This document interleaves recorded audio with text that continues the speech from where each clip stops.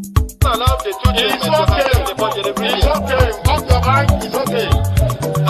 She Off your mind. like me. Chai! Now wow, people wey suppose talk truth to power don off mic. And if we talk, na 500,000 they go sama us, call am hate speech. But fear not, Mayegun don come. Him go torchlight every corner, nooks and cranny of all these bad people wey dey spoil our country.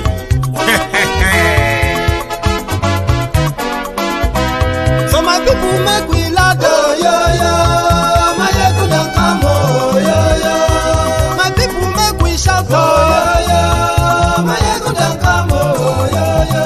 Mayegun don come, man of the masses, oh yo yo.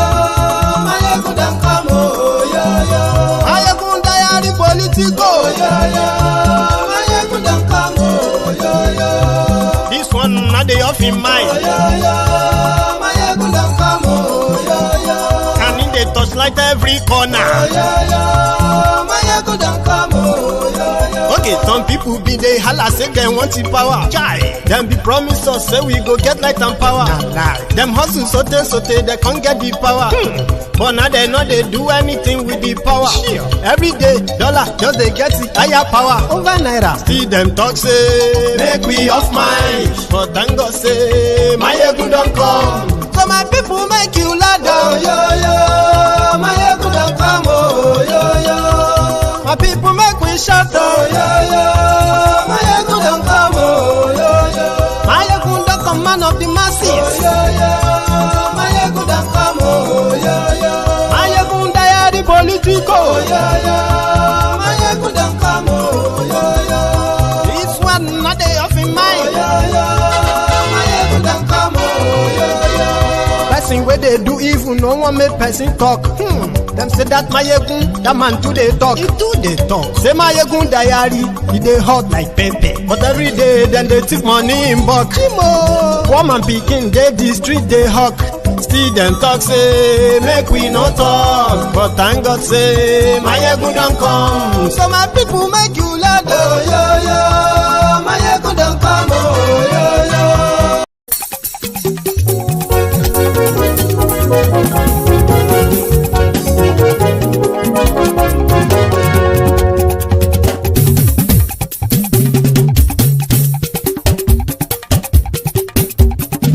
Mayegun làwa mọ̀ làmọ̀ tó dòdòdò. Mayegun diary, Mayegun number one. Mayegun làwa mọ̀ làmọ̀ tó dòdòdò. Mayegun diary, Mayegun number one. Mayegun ti dé o, ọ̀rẹ́ ará ìlú. Mayegun diary, Mayegun number one. Lórí Facebook, lórí YouTube. Mayegun diary, Mayegun number one. Gbogbo bó ṣe ń lọ ni Mayegun já wa sí. Mayegun diary, Mayegun number one. Àṣírí ọ̀jẹ̀lú kì í bò níbẹ̀ o. Mayegun diary, Mayegun number one. Bó bá ṣe eré, àní Mayegun máa wí. Mayegun diary, Mayegun number one. Ó sì tún ṣe eré, wàá gbọ́ níbẹ̀ o. Mayegun diary, Mayegun number one. Mayegun diary, diary politico. Mayegun diary, Mayegun number one. Godfatherism kò sí lọ́rọ̀ Mayegun. Mayegun diary, Mayegun number one. Ẹ farabalẹ̀ sẹ́ o, kẹgọ́rọ̀ lẹ́nu o. Mayegun diary, Mayegun number one. Àní Mayegun làwa mọ̀ tó dòdòdò. Mayegun diary, Mayegun number one.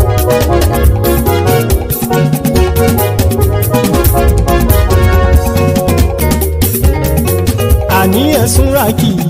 Mayegun ti dé. Mayegun ti dé. Ọ̀jẹ̀lú ẹ̀sùn ràkì. Mayegun ti dé. Àní ẹ̀sùn ràkì. Mayegun ti dé. Lórí Facebook. Mayegun ti dé. Àní ẹ̀sùn ràkì. Mayegun ti dé. Lórí YouTube. Mayegun ti dé. Àní ẹ̀sùn ràkì. Mayegun ti dé. Bọ́ bàbá gbé wú.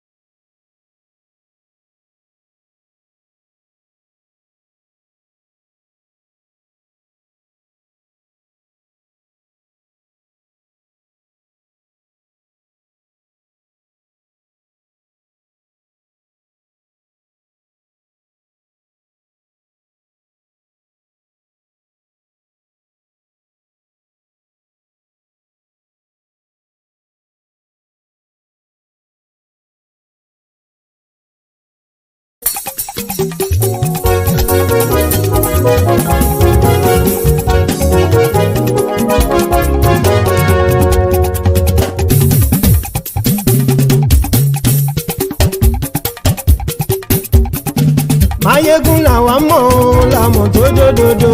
Máyégún dáyàrí Nayibi number one. Máyégún làwa mọ̀ làmọ̀ tó dódòdó. Máyégún dáyàrí Nayibi number one. Máyégún ti dé o ọ̀rẹ́ ará ìlú. Máyégún dáyàrí Nayibi number one. Lórí Facebook lórí YouTube. Máyégún dáyàrí Nayibi number one. Gbogbo bó ṣe ń lọ ni Máyégún já wa sí. Máyégún dáyàrí Nayibi number one. Àṣírí ọ̀jẹ̀lú kì í bò níbẹ̀ o. Máyégún dáyàrí Nayibi number one. Bó bá ṣe eré àní Máyégún máa wí. Máyégún dáyàrí Nayibi number one. Ó sì tún ṣe eré wàá gbọ́ níbẹ̀ o. Máyégún dáyàrí Nayibi number one.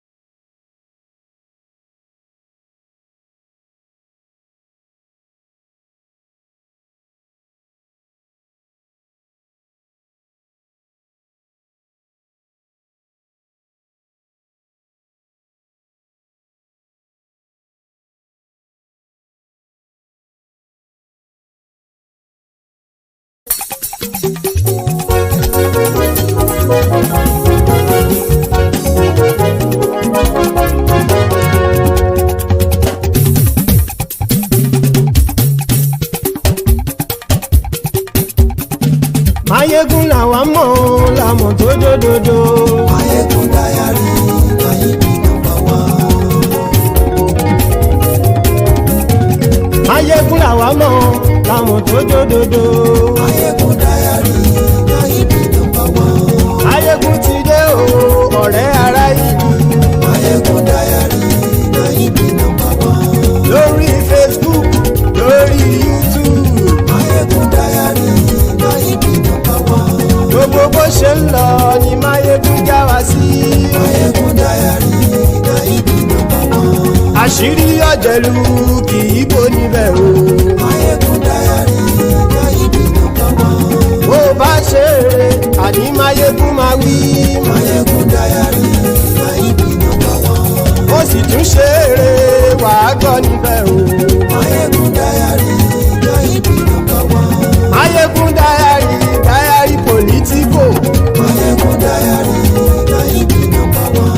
Godfatherism kò sí lọ́rọ̀ Máyégún. Máyégún dáyàrí Nayibi number one. Ẹ farabalẹ̀ sẹ́ o kẹgọ́rọ̀ lẹ́nu o.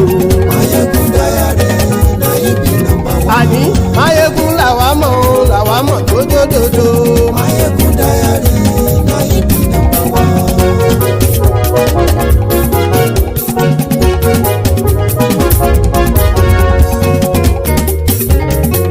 Àní ẹ̀sùn ràkì. Máyégún ti dé. Máyégún ti dé. Ọ̀jẹ̀lú ẹ̀sùn ràkì. Máyégún ti dé. Àní ẹ̀sùn ràkì. Máyégún ti dé. Lórí Facebook. Máyégún ti dé. Àní ẹ̀sùn ràkì. Máyégún ti dé. Lórí YouTube. Máyégún ti dé. Àní ẹ̀sùn ràkì. Máyégún ti dé. Bọ́ bàbá gbé wúrẹ́. Máyégún máa wí. Àní ẹ̀sùn ràkì. Máyégún ti dé. Ijó ìgbádìyẹ. Máyégún máa wí. Àní ẹ̀sùn ràkì. Máyégún ti dé. Pẹ̀sìdó bá rúfin o. Máyégún máa wí. Àní ẹ̀sùn ràkì. Máyégún ti dé. Kí gómìnà kówó jẹ. Máyégún máa wí. Àní ẹ̀sùn ràkì. Máyégún ti dé. Ọlọ́pàá tí ń darí bá. Máyégún máa wí. Àní ẹ̀sùn ràkì. Máyégún ti dé. Aṣòfin tí ń rúfin o. Máyégún máa wí. Àní ẹ̀sùn ràkì. Máyégún ti dé. Òpùrọ́ olóṣèlú. Máyégún máa wí. Àní ẹ̀sùn ràkì. Máyégún ti dé. Ọ̀jẹ̀lú ẹ̀sùn ràkì. Máyégún ti dé. yẹn súnra kì í. Máyégún ti dé.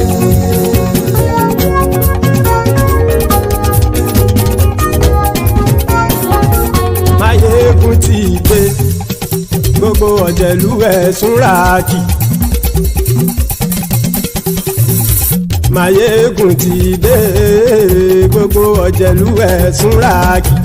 Ṣùgbọ́n ní bá ti ṣe èyí tó yẹ kí wọ́n ṣe ọmọ bá dèrò ní fi wọ́n níran o. Máyégún ti dé gbogbo ọ̀jẹ̀lú ẹ̀ súnra kì í. Máyégún ti dé gbogbo ọ̀jẹ̀lú ẹ̀ súnra kì í. Ṣùgbọ́n ní bá ti ṣe èyí tó yẹ kí wọ́n ṣe ọmọ bá dèrò ní fi wọ́n níran. Wọ́n fowó bẹ́ẹ̀ o Máyégún ó sọ pé wọ́n ò bẹ́ẹ̀. Wọ́n fowó bẹ́ẹ̀ Máyégún ó sọ pé wọ́n ò bẹ́ẹ̀. Oníkanṣá ti ṣe èyí tó yẹ kí wọ́n ṣe fáwọn ará ìlú tó gbé wọn.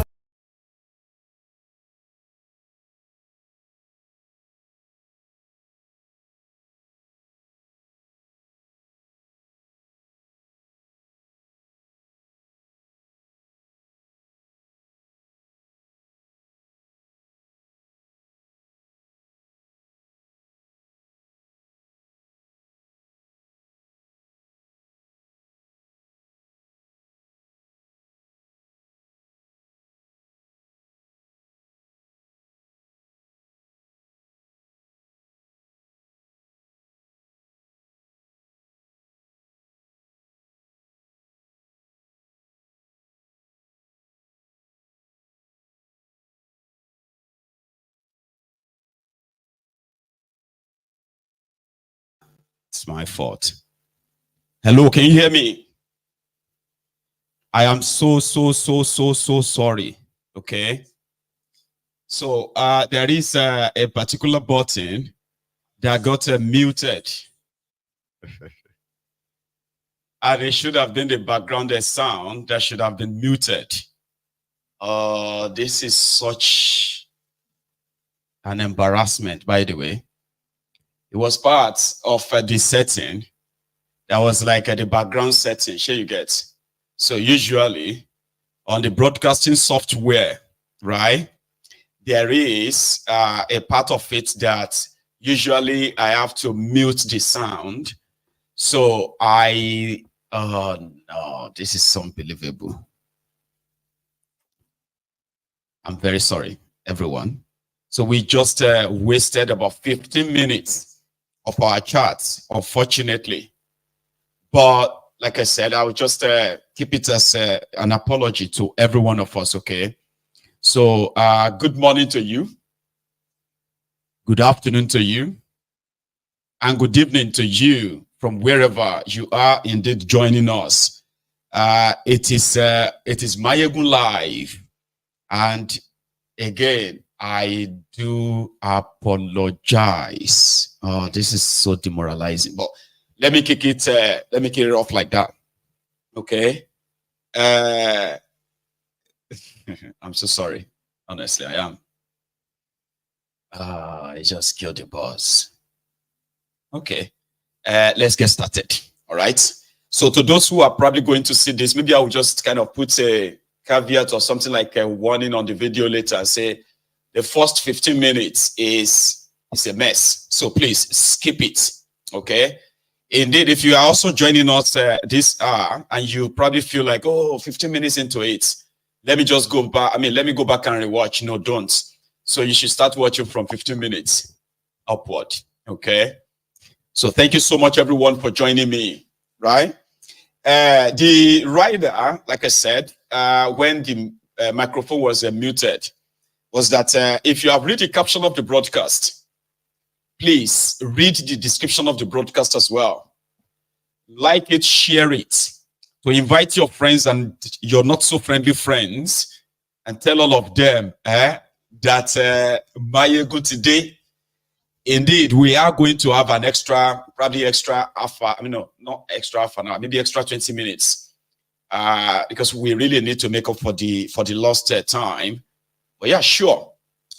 So, brethren, last night, we bid ourselves good night. Looking forward to what today will bring, which was then like, a day to expect the Americans to either have elected the first woman as their president, or the return of Donald J. Trump, who now stands as the oldest president-elect in the history of the United States of America. But we will come back to that. But there is a shocker.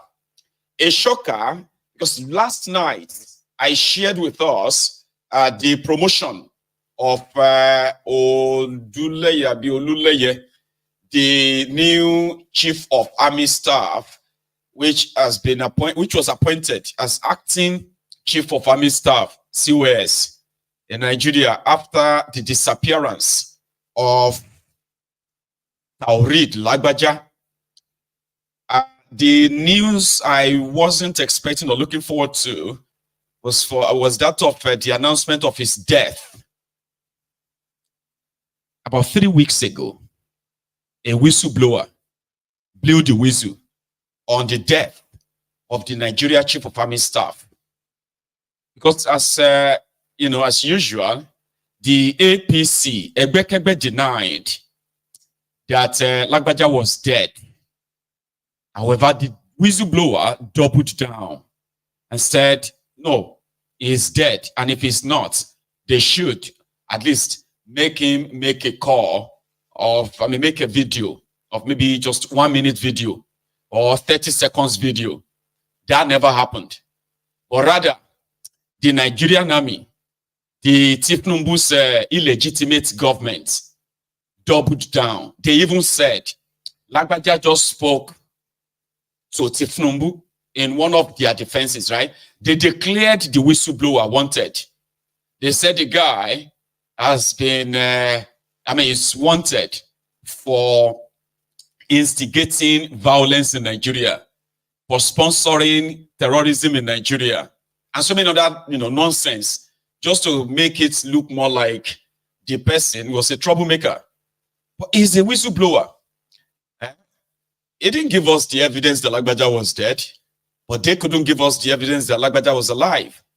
But the most unexpected happened. They promoted a junior officer to an acting capacity for the position of Lagbaja that was supposed to be on vacation, because that's what the Nigerian Army said.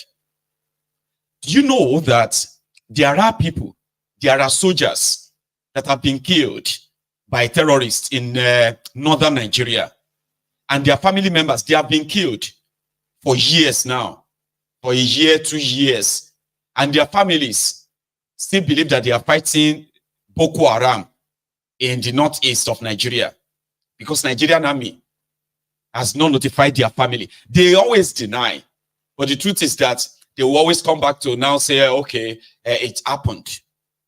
So over time, a lot of us knows that whenever the government of or the people in government in Nigeria deny something, it is probably true. A lot of us have come to realize that.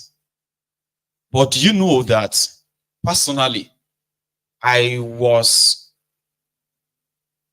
hoping that Lagbaja was just so unwell that if we needed a replacement before they will announce that he is now retired. Here you get. I wasn't expecting him to be dead. So now we have to go back to the whistle that the whistleblower blew 3 weeks ago, that Lagbaja was actually dead for the past 3 weeks. And they kept the news away from the Nigerian Army, or the Nigerian soldiers, so to say, while the top-ranking officers knew. Because the whistleblower told us then that some of these guys were already jostling, fighting for Lagbaja's position. So today, the thiefnubu's regime announced that Lagbaja is dead. No further information, other than just try to kind of like paint a picture of a very a very beautiful soldier, a soldier who fought so many wars, so many battles. And guess what are the battles? The battles of Operation Lafia Dole, Operation Python Dance 1, Python Dance 2, Python Dance 3, Lafia Dole, Lafia Lao, Lafia Kalau, this and that. Is meant to be a general. You know, Nigerian generals, they are generals without any war. In America, even here in the UK, you will see soldiers that will tell you that they've been to, or they have went to for like about 2-3 tours. So I've gone for like I've been to 3 tours to Africa, war where there is actually people who have like fighting war. Or I've been to Iraq, I've been to Afghanistan, or I've been to this place, I've been to that place. Nigerian Army, Nigerian generals, they are only generals in killing civilians, or in shooting down the civilians, the people that can't really defend themselves. So they promoted this guy as his replacement, and we are waiting for them to possibly sack some of his supposed seniors, so those who are like the senior of this guy. Well, I've been part of the security architecture for for like 5-6 years now, at the topmost echelon. So I know everything that's happening, and I know what it takes. So what I intend to do is to continue with the philosophy of the Chief of Army Staff, Nigerian Taoreed Lagbaja, and give my very best to make sure that I support, in collaboration with other security agencies and sisters agencies, to bring all forms of criminality to barest minimum, and to warn all the criminals out there that, nobody has monopoly of violence besides those of us in uniform. They should be ready to have that. Nuisance, Lele. The new nuisance, okay? When you see them, apart from Lagbaja, when you see some of them, they get pot bellies, Nigerian generals. They cannot keep people safe. They cannot protect the country, defend the country. Terrorists or terrorism is a big industry in Nigeria. You see, when somebody like that, when they talk, they're actually referring to those of you who don't get guns, civilians. Because when it comes to actually fighting the terrorists, oh dear, they are worse than the cowards that dictionary describe what is a coward. Cowards. But they can threaten the civilians. You know what happened in Niger State yesterday? I'll tell you. Number one, under these Nigerian generals, Nigeria now have areas where they call, areas called ungoverned areas. Nigerian Army, no, they go there at all. They've abandoned the places. They have abandoned them to these terrorists. Ungoverned areas. Niger State alone, out of, like it's almost like 1/3 of Niger states in Nigeria is controlled by different kind of terrorists. In Sokoto, in Kaduna, in Katsina, even in Kwara State, they have ungoverned areas. In Borno State, sometimes they will tell you that they are overstretched. We are overstretched. That is why we cannot provide security for people there. In Nigeria today, under these Olori Bruku generals, who are so very, very active, you will see them during elections. They will be bringing out all kinds of trucks, armor tanks, everything. You think they are going to war. No, they are there to intimidate the citizens and protect election riggers and all that. Sure, you get. And then if there is a plan, if there's a time for protest, you also see them too, generals. They are generals, Nigerian Army. And they will be threatening civilians, okay? Threatening you, how they will kill you, how they will shoot anybody that try to disobey them, how they will, if you dare us, don't dare us. If you dare us, we'll come for you, They are soldiers that are pretty much like businessmen too. Civilians in uniform. That's who they are. Businessmen who are very much, you see, when they make them this kind of generals, it is like a come and chop opportunity. That is why the APC, in particular, they've been able to get away with a lot. They are generals, they are soldiers who cannot actually plan any coup to save Nigeria from these looters, because they themselves, right? What they wanted is just to be given a seat at the table, and they usually get the seat. So the money meant for ammunition, so the money meant for training of officers, so the money meant for the welfare of officers, so this is the money that some of these top generals, that's the money they always share. They are so rich, so rich. They are the former chief of army staff, Oloyede the butcher, was able to buy for himself different properties. I'm talking about like expensive properties in Dubai. Immediately, they said he retired. He quickly dropped the khaki, he put on the agbada, and they gave him appointment to become ambassador to Benin Republic. You see all these ones too. When you see them talk tough, these are a bunch of empty barrels, collaborators, the ruiners and destroyers of Nigeria. But you see that Lagbaja, even though he's dead now, I just didn't expect that it would be treated that way. So in Niger State yesterday, the Boko Haram terrorists, who are still very much active, 9 years after they told you that Boko Haram was coming to what? To crush the terrorists. And then you will never hear anything about terrorism anymore. Today, terrorism in Nigeria is a big, huge industry where these generals and generals, they are generals inside the AC, air-conditioned offices in Abuja. And once in a while, when they want to show off, they will take all their cameramen, and then they will pretend to be going on a surveillance, whatever, to go and visit the soldiers that are barely paid or mostly unpaid. So yesterday in Niger State, the Boko Haram terrorists, they killed 9 farmers and then 1 Chinese, making it 10 victims. When they killed them, they didn't kill them by shooting, no, they beheaded them. And they left the body. And they went away with all the heads.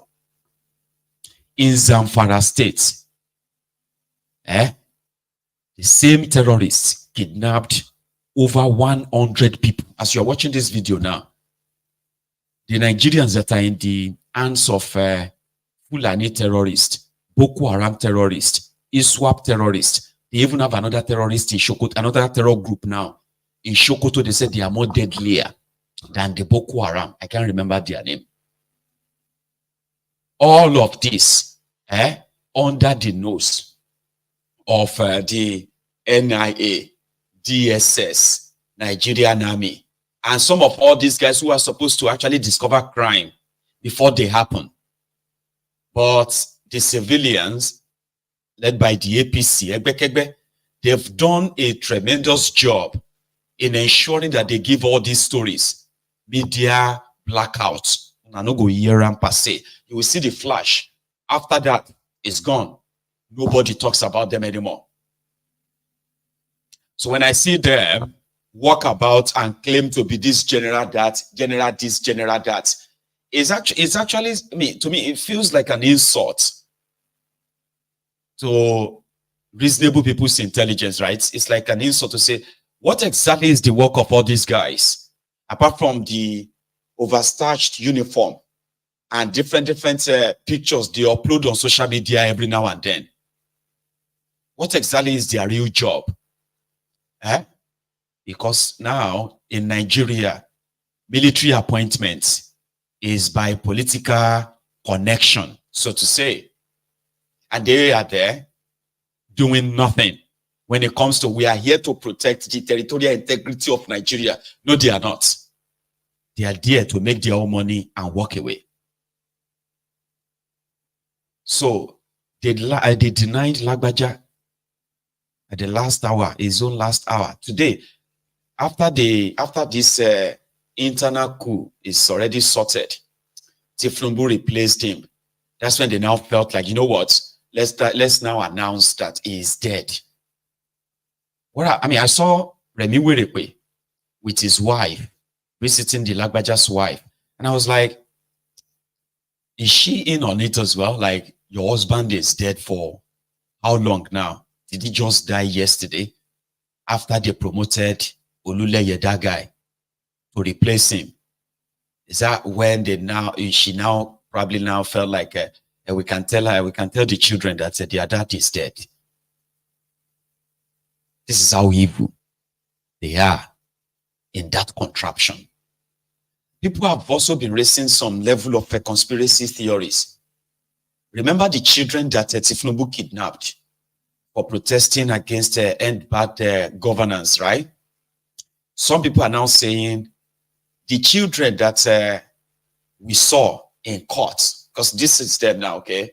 They have been returned back to their states.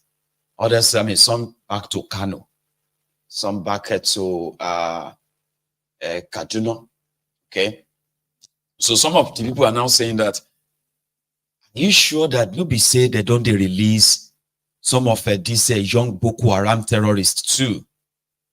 Because when you go back and look at the images of some of the children we saw that were fainting in court and all that, said they didn't see some of them in the current released images. I was like, but these ones are still like a young kids, because they released 119.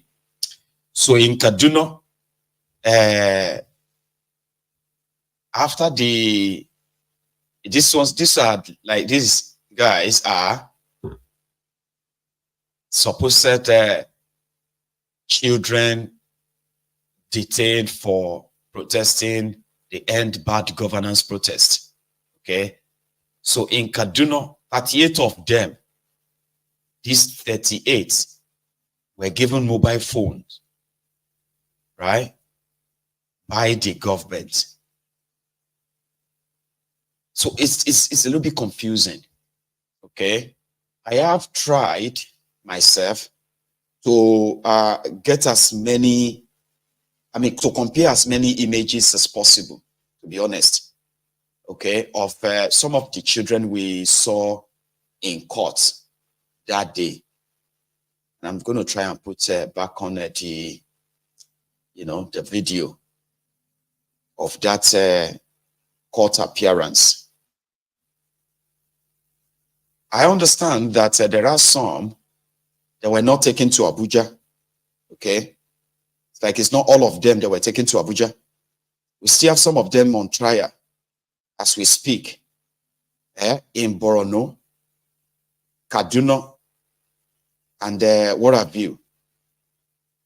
I'm trying to bring back the clips of these children in court. Sorry if I'm going to probably be giving you another sort of trauma or so. But I don't know. I didn't see some of these faces, right? I didn't see some of these faces in court that day. So I want you to master some of these faces here, okay? And then maybe you will help me. We can do this together. See if you can figure any of these guys, right, in that video. Indeed, though, these ones are still minors. So I believe these ones are also part of those that were kidnapped and taken to Abuja. Or share you get now. No, not like they are too different. So there's this conspiracy theory around it.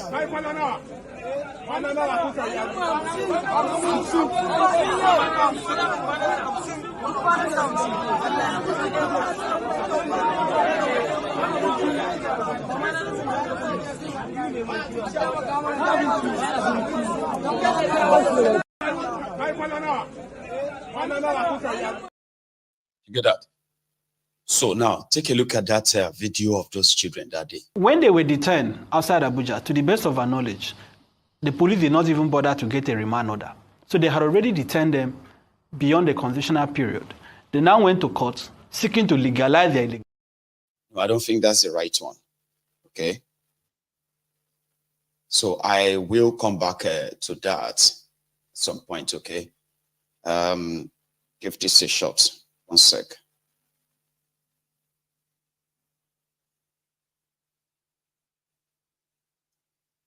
So people believe that they pick up on some of these faces and people kind of automatically believe that, are you sure these were the children we saw in court that day? You know, we can't really trust these guys. I personally don't have any issue because I'm personally kind of like, glad that the children have been returned back to their families. Here you get. Or could there also have been some others? So this is Kaduna, by the way, where they were giving them mobile phones. Somebody asked that why are they giving them mobile phones? It's like, well, they have been treating them very, very well since the expose. Are you with me? Since the time they brought them to court, which caught the attention of the whole world of how evil the APC, Ebekebe, truly is. Right?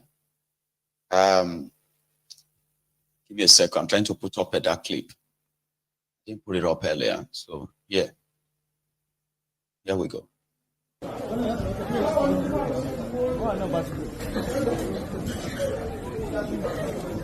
This is how the children are fainting because of hunger. Let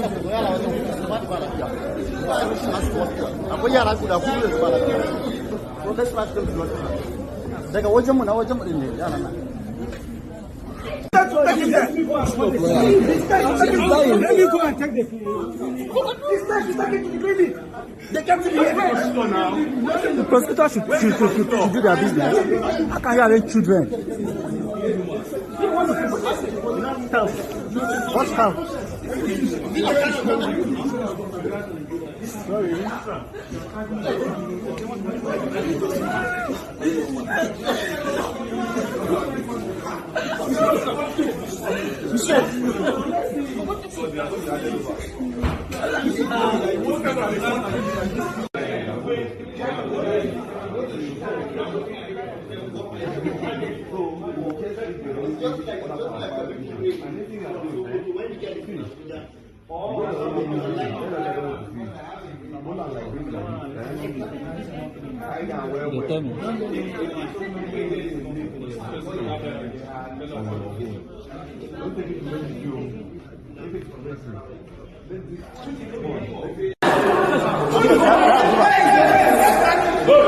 Wait now, Kai. You are not the one to dictate to us now. Kai, say, I'm not good.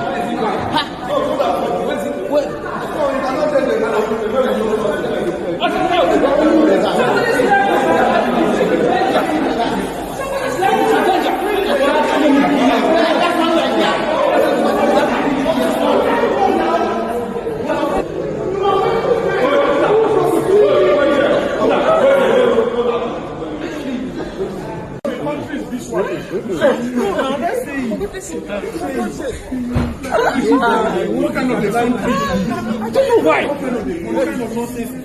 For goodness sake. This is so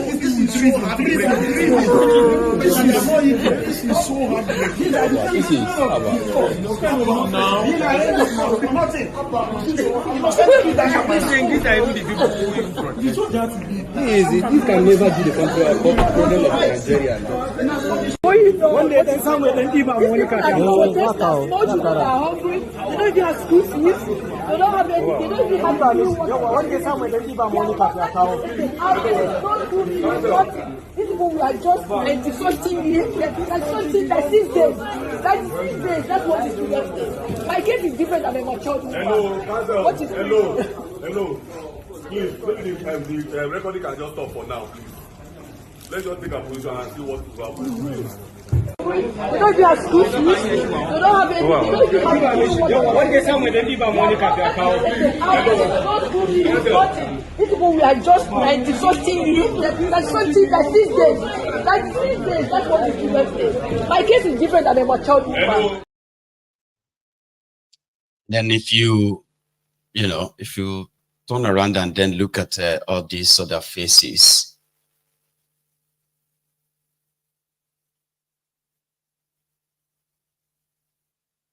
right?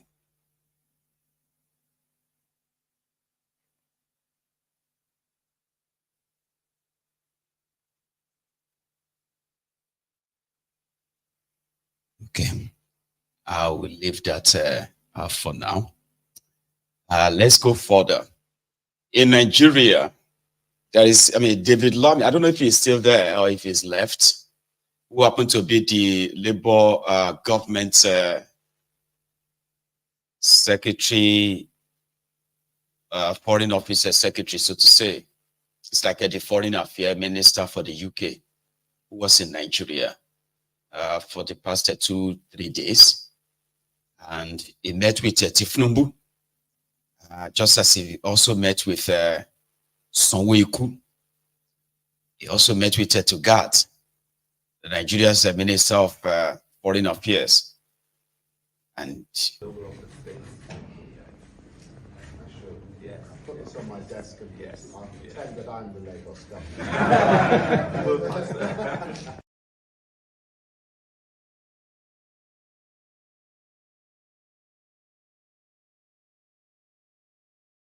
So to them, Nigeria is a long time partner.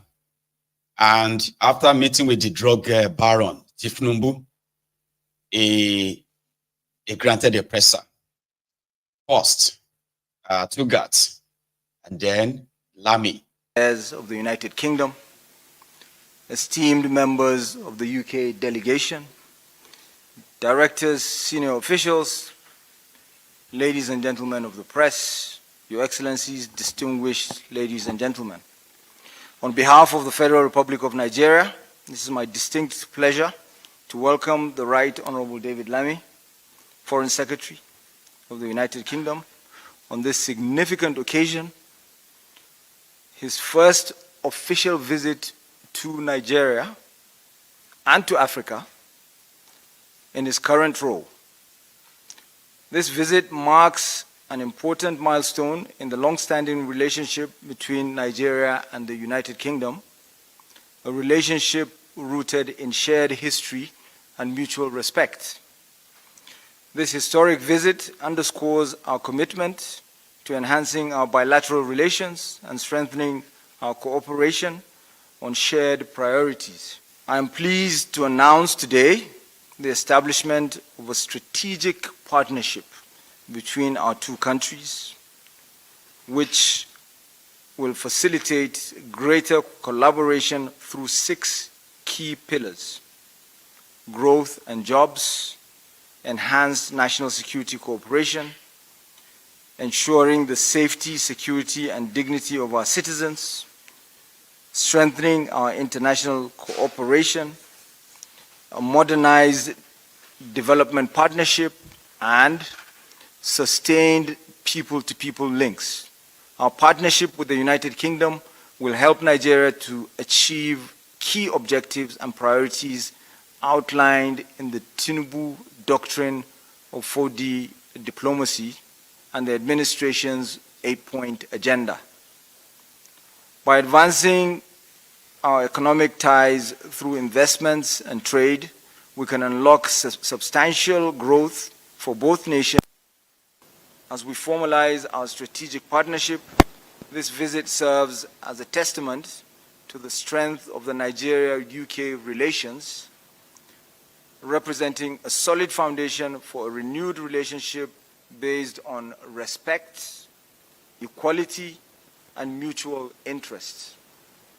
We welcome this new chapter of our relationship, knowing that by tapping into the strengths of our peoples, we can achieve greater prosperity and security for both our great nations, as well as a safer and more stable world.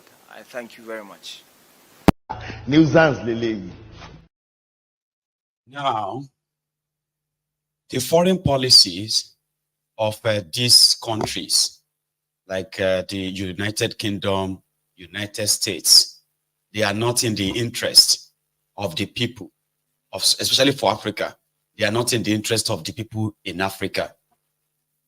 And that is why they will mingle with election riggers, dictators, coup plotters, and the rest. As long as their own interest is protected, their people can be subjected to the most inhumane treatment ever, the same that can never repeat itself here. Their institutions in Africa can be so compromised and destroyed, they don't care. What really matters, and it doesn't matter the color of the skin of that person representing any of these countries. What really matters to them is their own interest. Okay? The Foreign Office of the UK, or UK Foreign Office, where you have the Foreign Secretary, David Lammy, is there to continue the tradition of criminality, the tradition of exploitation, the tradition of corruption that existed between the UK and Nigeria and the ruiners of Nigeria. Their cooperation doesn't include, right, forcing the hands of the criminals in Nigeria to do right by their people. What they come around to do is to come and, sort of double check or verify. Should we use to confirm that whatever exploitation that is going on, the exploitation of our people there that is going on remains. And this is what they call the bilateral relationship. A British national, Nnamdi Kanu, has been in detention illegally in Nigeria. And the Foreign Office in the UK, they've repeatedly pretended, is that they will pretend that it is not happening or it doesn't really exist, or better still, they will tell you how incapacitated they are, how powerless they are. But everything else they wanted from that contraption, they always get. I don't know if any of you knows that the UK government have a special fund for the criminal police in Nigeria. I don't know if you know that. In fact, for years, UK government, the UK Foreign Office, they've made funds available, right, for the notorious, murderous SARS in Nigeria, including the training. In fact, they were paying the salaries of the SARS officers in Nigeria. SARS officers who are killing people, basically killing people in Nigeria, kidnapping people in Nigeria. Their salaries at some point were not being paid by Nigeria. It was UK government that was paying them. Yeah, you heard me right. Equipment, which is weapons, trainings, and even salaries of this murderous police elite group called SARS in Nigeria. And despite all of the recorded atrocities of SARS, the UK government never cut funding of SARS until Boko Haram now sort of changed name, and they changed them to, is it called SAC or something? They gave them another name. And up till now, there is no word from the UK government on the atrocities of SARS in Nigeria. Here is what David Lammy said after Tugat. I'm here to listen very much, not to tell. I'm here to support long-term growth, not offer short-term fixes. And I'm here to forge a genuine partnership based on mutual respect. The last Labour government that was headed by Tony Blair and Gordon Brown had a very deep and sincere commitment to the continent of Africa, but that was over 20 years ago. And today it falls to this new government led by Keir Starmer and supported by myself to renew that partnership, looking at the challenges today. And the challenges today are about growth, seizing the opportunities and the vibrancy that exists here in this wonderful continent and certainly in this wonderful country. And that's why I wanted to strike a new tone from the outset. We've agreed a new UK-Nigeria strategic partnership. This is the first time that the United Kingdom and Nigeria have chosen to elevate our bilateral relationship to such a strategic level. It's an overarching framework for our relationship, covering the breadth of things that we do together, from growth and jobs to national security issues, to tackling the climate and nature crisis, to strengthening our terrific people-to-people ties with so many Nigerians, part of the diaspora, knowing the United Kingdom also as their home and with extended family in the United Kingdom. And in a volatile world, I believe that we will cement our historic friendship with Nigeria that enables us to pursue shared goals together.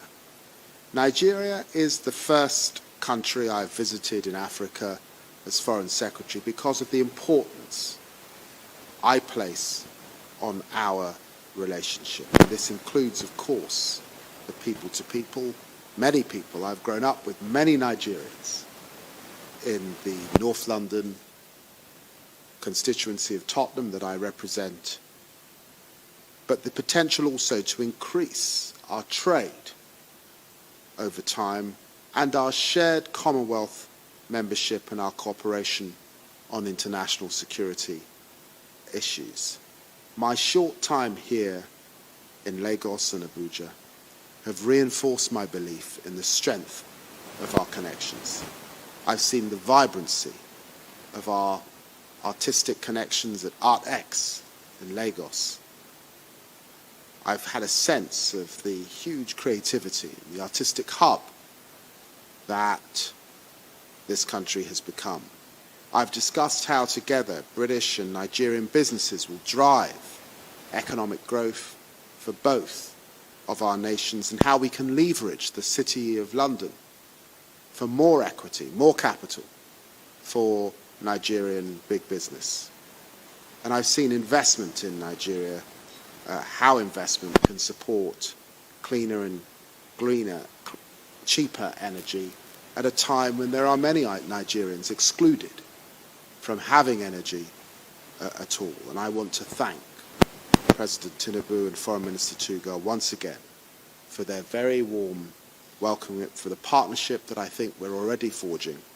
And I hope that we'll be able to reciprocate this visit to London and the UK in the very near future. Thank you. Nuisance Lele. Nuisance Lele. Because you know something, he is not there to promote any bilateral trade or bilateral whatever nonsense. He is just there to further what is called what I believe is the exploitation of the contraption. If they were there for bilateral this or that, it would be making announcements. Announcements like, we have brought to this, I've brought with me interested investors. Here you get. It says something about they are interested in Nigeria's artistic, exploit. Yeah, like that. No. What they are interested in is what can they take from that contraption that will benefit the United Kingdom. Your crude oil, okay. Gas, okay. Maybe human capital exploitation as well. But did they bring anything into Nigeria? Like, oh yeah, I came here with an investment of over 10 billion pounds sterling from this, from that, who are here to invest in this sector, in that sector. They don't go to Africa with that. No. They get red carpets in Africa, wherever they go in Africa, so that they can go into the inner room and have a chat with the politicians there and talk about at least if they still have any businesses there, to kind of come around and say, well, we are here because, for example, I'm just using this as an example now. When Shell used to still be in Nigeria before they sold their stake, right? Okay, we are here because Shell is interested in so oil block, and the UK government wants us to come and kind of smoothen the whole arrangement. Would you please make me meet the,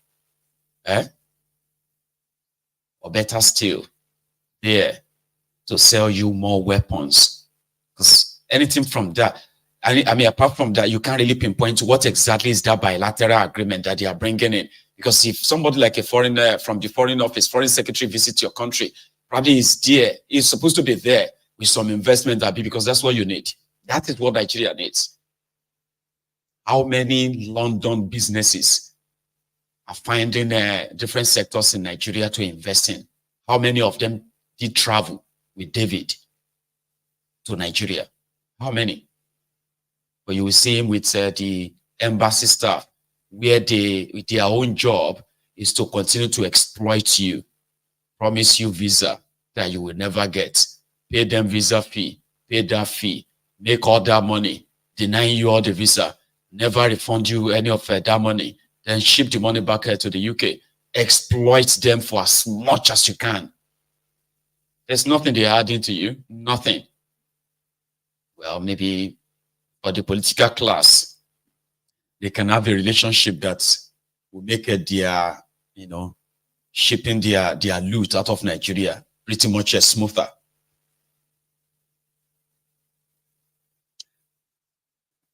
David met with the druggee thiefnubu, an international drug dealer, certificate forger, election rigger, with the worst human rights record, a human rights abuser, something they can't try here in the UK, talk less of them getting away with it. They can't. They are there to further give back into wood, their police, to further, to keep brutalizing you. So to say, I tried, because I actually checked everything, that all these activities, except for the areas where he was meeting all these criminal politicians and then, having photo shoots with them and all of that stuff. There is actually no real investment he brought with him coming to Nigeria. Nothing. It didn't bring anything. But he got all the amazing welcome arrangement. He was able to even meet with your president, the drug dealer.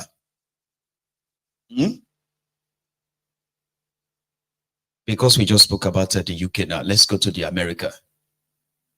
The Donald Trump's win is now being considered as the greatest political comeback ever.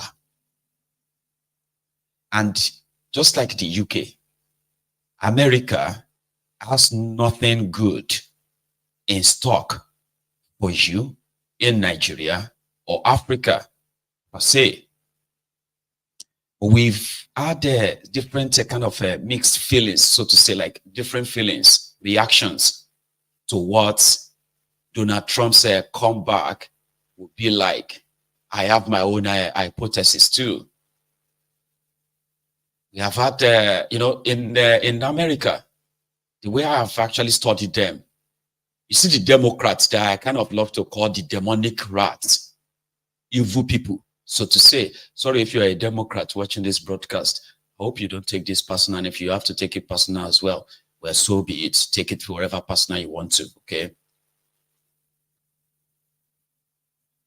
The emergence of APC, Egbekegbe, in Nigeria, the destruction of, of the Sahel region, starting from Libya, orchestrated by this evil Democrat of America, led by Barack Obama, will remain and continue to leave a destructive mark in the history and the lives of everyone who has become a victim of that, of that Libya invasion, to what's led to the invasion of Nigeria political space the interference in Nigerian politics, the destruction of Nigeria, which gave birth to this APC, and to whatever we are dealing with today.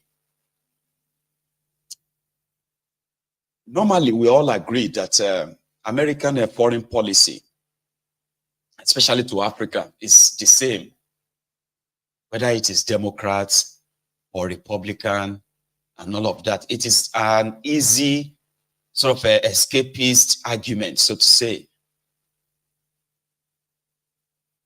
But the effect of what the Democrats did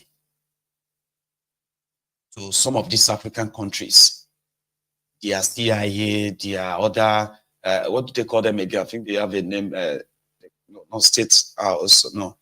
They have a name for this particular group of evil people whose agenda is either planning coup in Africa, right? Disrupting any kind of a good governance anywhere in Africa, or destroying their economy. We call them the economic, economic hitmen, where different people that they have a compromise on are being either used to destabilize their countries, or they are being, used to actually take power in their different countries. That will further kept most part of Africa totally in ruins, especially Nigeria. To an American, to a Nigerian, probably a Nigerian living in America, Donald Trump win probably means something else to him. And that is your own cup of tea. That's your business. It's not my business, okay? But what does the comeback of Donald Trump means for a country like Nigeria and so many other countries that the demonic rats have done so well to alter their their progress, their growth, and their safety? It means one thing.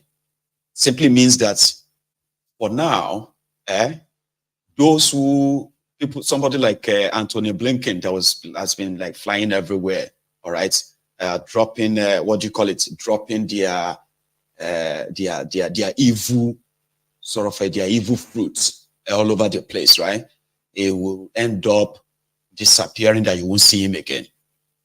Some of them as well, who have been possibly planted in Africa with somebody like Trump, they would actually have to either disappear forever as well, or even end up in jail, so to say, with what they have done, in and out of the America and all that. American Democrats alter the progress of Nigeria, and that is unforgivable. I've had people who have come here and have said that they didn't force people to rig your election. They didn't force you to vote for APC and the rest of that. It's very easy to say. In fact, it is kind of very much like a pedestrian.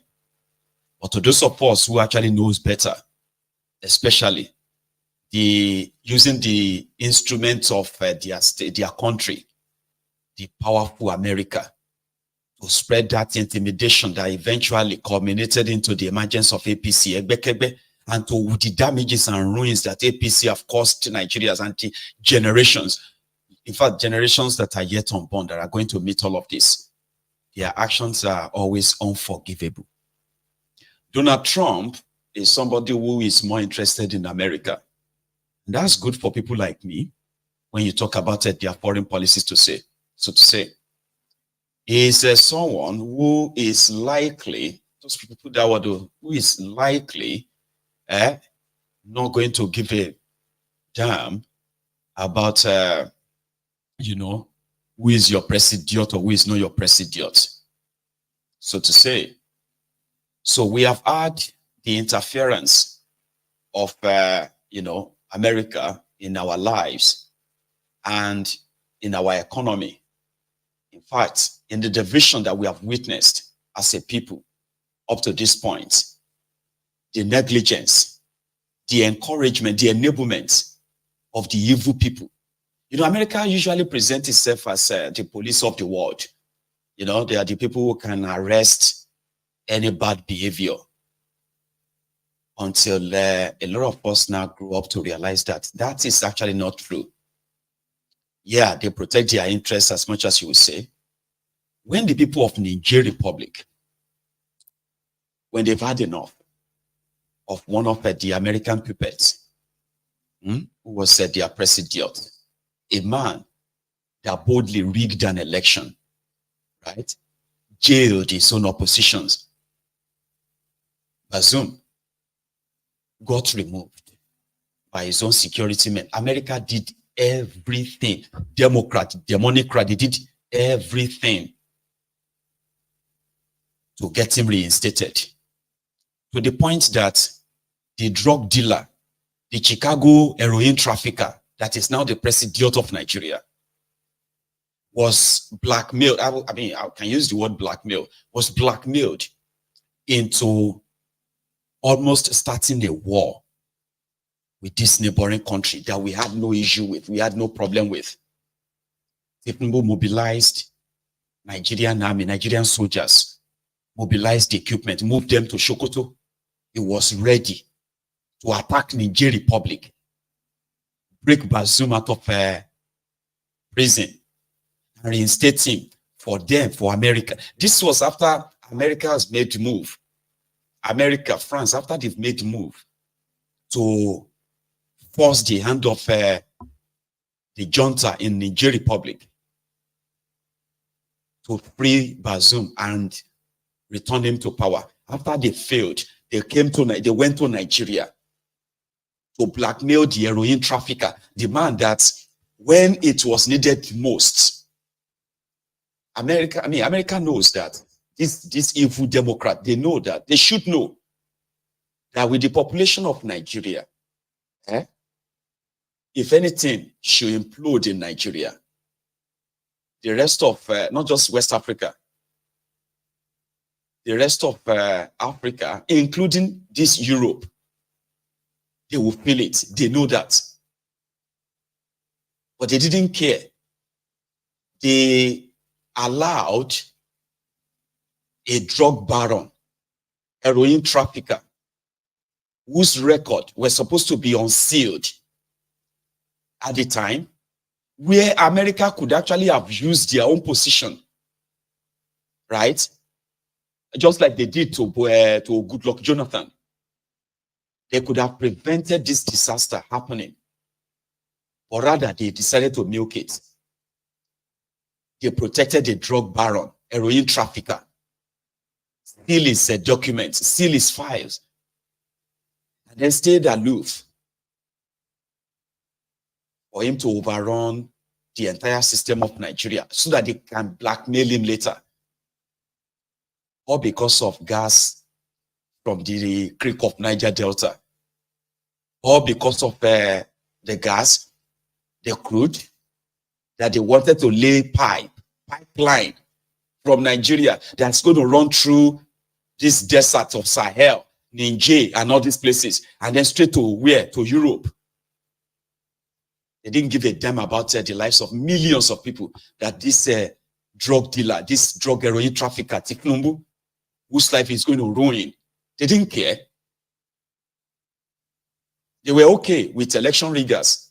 They were fine with a bunch of criminals in this part of Africa, as long as they will allow them to what?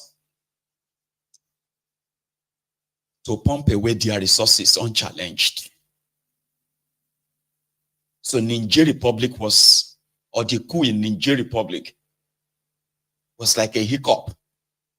That if they had to kind of use their might to jump to Nigeria Republic and then kill the junta there and reinstate Bazoum, the whole world will probably tag them for who they are. So they decided to use the compromise on Thiefnubu to go and start a war with a country that have been more or less like Nigeria's cousin, neighbor for decades. He was willing to do it. He was going to do it. That's how evil these people are. When they attack Libya and they destroyed Libya, today, Libya has not recovered and will never recover. Libya happened to be one of the best countries in Africa. Yeah, led by a dictator too, but it was not the kind of dictator they wanted.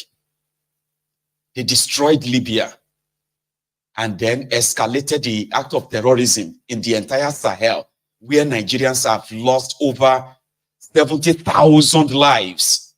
America have all it takes to probably, I believe, they have all it takes to probably end the terrorism in the Sahel, that the proliferation of small and then small arms and all these weapons that are now pervading the entire space of Nigeria today. The terrorism that has become headquartered in Nigeria today wouldn't have happened if they did not destroy Libya. They did, well, and they continue to milk it. They went on to bring in and support a group of terrorists, APC, Egbekegbe, to help them further destroy an economy that was over $600 billion at the time, to what is now patchy $190 billion economy. The people have become more poorer. So I don't think a Donald Trump in this regard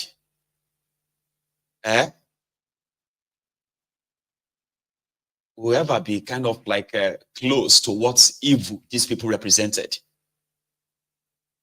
His own is that America first, America this, America that. Oh, he's a racist. Well, he's going to deport immigrants. Stay in your country then. Because that's the point, by the way. Okay? The people that wanted the brain drain from Africa, yeah, let's kind of take all their best and leave all the trash to continue to destroy the place. Stay and deal with your dictators, with your criminal government. Stay there. It's unfortunate that they've done this, and we may never possibly recover from it, ever. So Donald Trump that was there for 4 years, who himself doesn't give a damn about you. He doesn't really give a damn about us there too. Or possibly won't be in bed with those who want us possibly killed and further destroyed, like this fake demonic rats have done to us. They make it look like if you are a black person, you should automatically actually hold them your existence. When in return, they are in bed with those who actually want us dead. So, if for the next 4 years, we are not going to have all these evil CIA, evil FBI, and the rest of them looking around, encouraging and enabling the dictators in Africa, especially those ones in Nigeria. If they can actually stay away for that, for the next 4 years, who knows? Maybe when you set the whole place ablaze, I'm talking about the entire establishment, they likely won't have the kind of duplicitous support they have had with these evil demonic rats. Because that's the way I see them. Bukwari slaughtered and has been slaughtering people. He was slaughtering people. And guess what? It's none of America's business. Rather, they always get that red carpet from them. Always. You would expect them and be like, man, if you guys are Democrats, you should speak out. You should actually use your position to shut these guys down. No, they won't. They didn't. They told them in America to seal the file of a drug dealer. Here we are today. Yeah, some of you believe that nothing will change. I agree, but there is going to be some changes. Here is changes, right? Donald Trump Whether you call him a racist, whether you call him somebody who doesn't like, I mean, it's obvious if you see that, oh, he doesn't like you, he is better than those who pretended to like you, but they are destroying you. Isn't that better?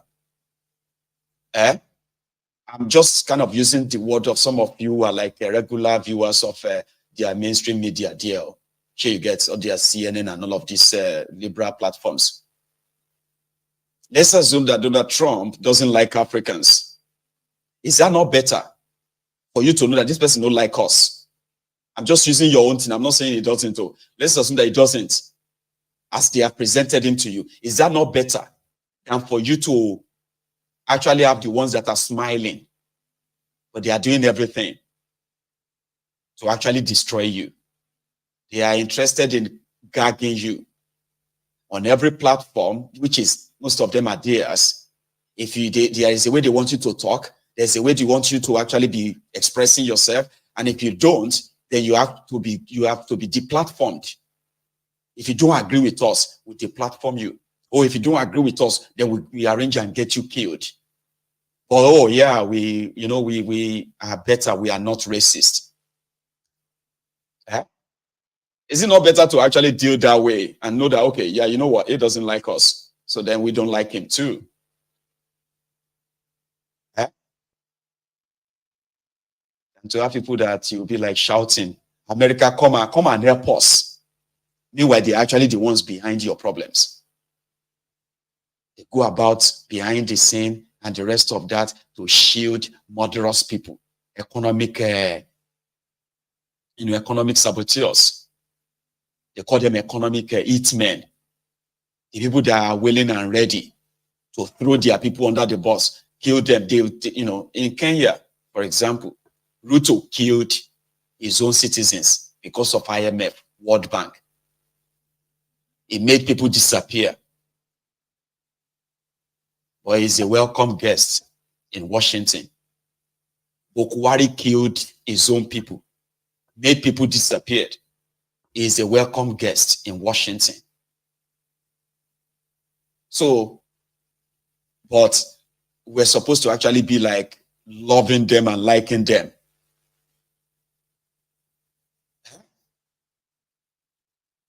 Everywhere they will do everything to make sure that if you don't follow what we say, then we'll kill you, or we'll deplatform you, we'll destroy you. That's who they are.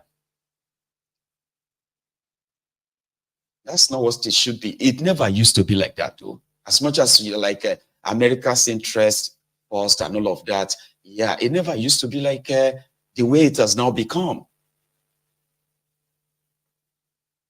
So that is why, what does Donald Trump's win means for you? It simply means that the same people who lied to you that, those who told you that it would deport immigrants or it won't give you visa. How many visa Joe Biden don't give you now to go to America? How many? And how much have they made from you? Especially now that you have become so desperate, looking for visa to leave Nigeria. How many of you have they scammed? Because it's pure scam. If you apply for visa, despite all those charges, and they are not giving you their visa, they should give you your money back. Say, sorry, you didn't pass, take your money back. Or rather, they have seen the desperate people, millions of them. We can milk them until we are done.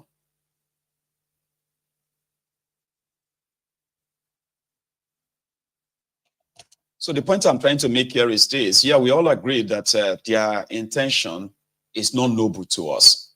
And somehow, our criminals are in bed with them to sell us off. So if anybody is now kind of making you feel like the world is going to end because of Donald Trump, they are still playing on your intelligence and your gullibility too. They are as evil as they come. So if you now kind of have to compare someone who is pretty much obvious and say, I don't give a damn about you, and those who pretended to give a damn about you, but they are actually what? They are installing puppets that they can use compromise on. Economic hitmen. Yeah? So which one would you actually probably like prefer, not prefer per se, which of them will you look at and say, well, you know what? It's a lose-lose game, you say. Huh? So it's not going to be the end of the world, except when you die. Huh? It's not going to be the end of the world. Donald Trump that calls Nigeria shithole, some African countries shithole, is being honest, is it? I mean, is it not? He's being honest. But the ones who didn't call us shithole, they are covering drug dealers. They are covering treasury looters. And because they can use them to further decimate us, impoverish us. So it's not the end of the world in this regard. So again, it's a different ball game. So those of you who are like in America, now go deal with Trump and whatever it is for you in America. So your view about him in America is legit. That is your America. So this is us who have become the victims of the supposed good people. The ones that are not racist. The ones that are not, other things they call Trump. What have they been to us? They destroyed us. They destroyed our land. And they continue to destroy our environment too. They don't care. So if they now turn around and be like, oh, we are surprised that some Africans are like, I don't know why some Africans are liking Trump. To hell with you. And that's your gaslighting. To hell with you. Who are you trying to gaslight? The ones that are not racist, the ones that are pretentious that they are not racist to us, the ones that pretended that they kind of love Africa, look at what they have done to us. Huh? So what are you going to actually lose? Donald Trump sold their Tucano jets to Bokwari, then told him that they cannot use any of those jets in the eastern part of Nigeria. Sleepy Joe Biden came in. They lifted that kind of a coverage on it. And guess what? They started using their Tucano jets in Olu, bombing civilians. Something that should have come with consequences. And they are going about trying to force us to begin to eat plastic. Have you? The Gates and his own people. So yeah, the Americans that they told you that it's going to be, what's that called again? It's going to be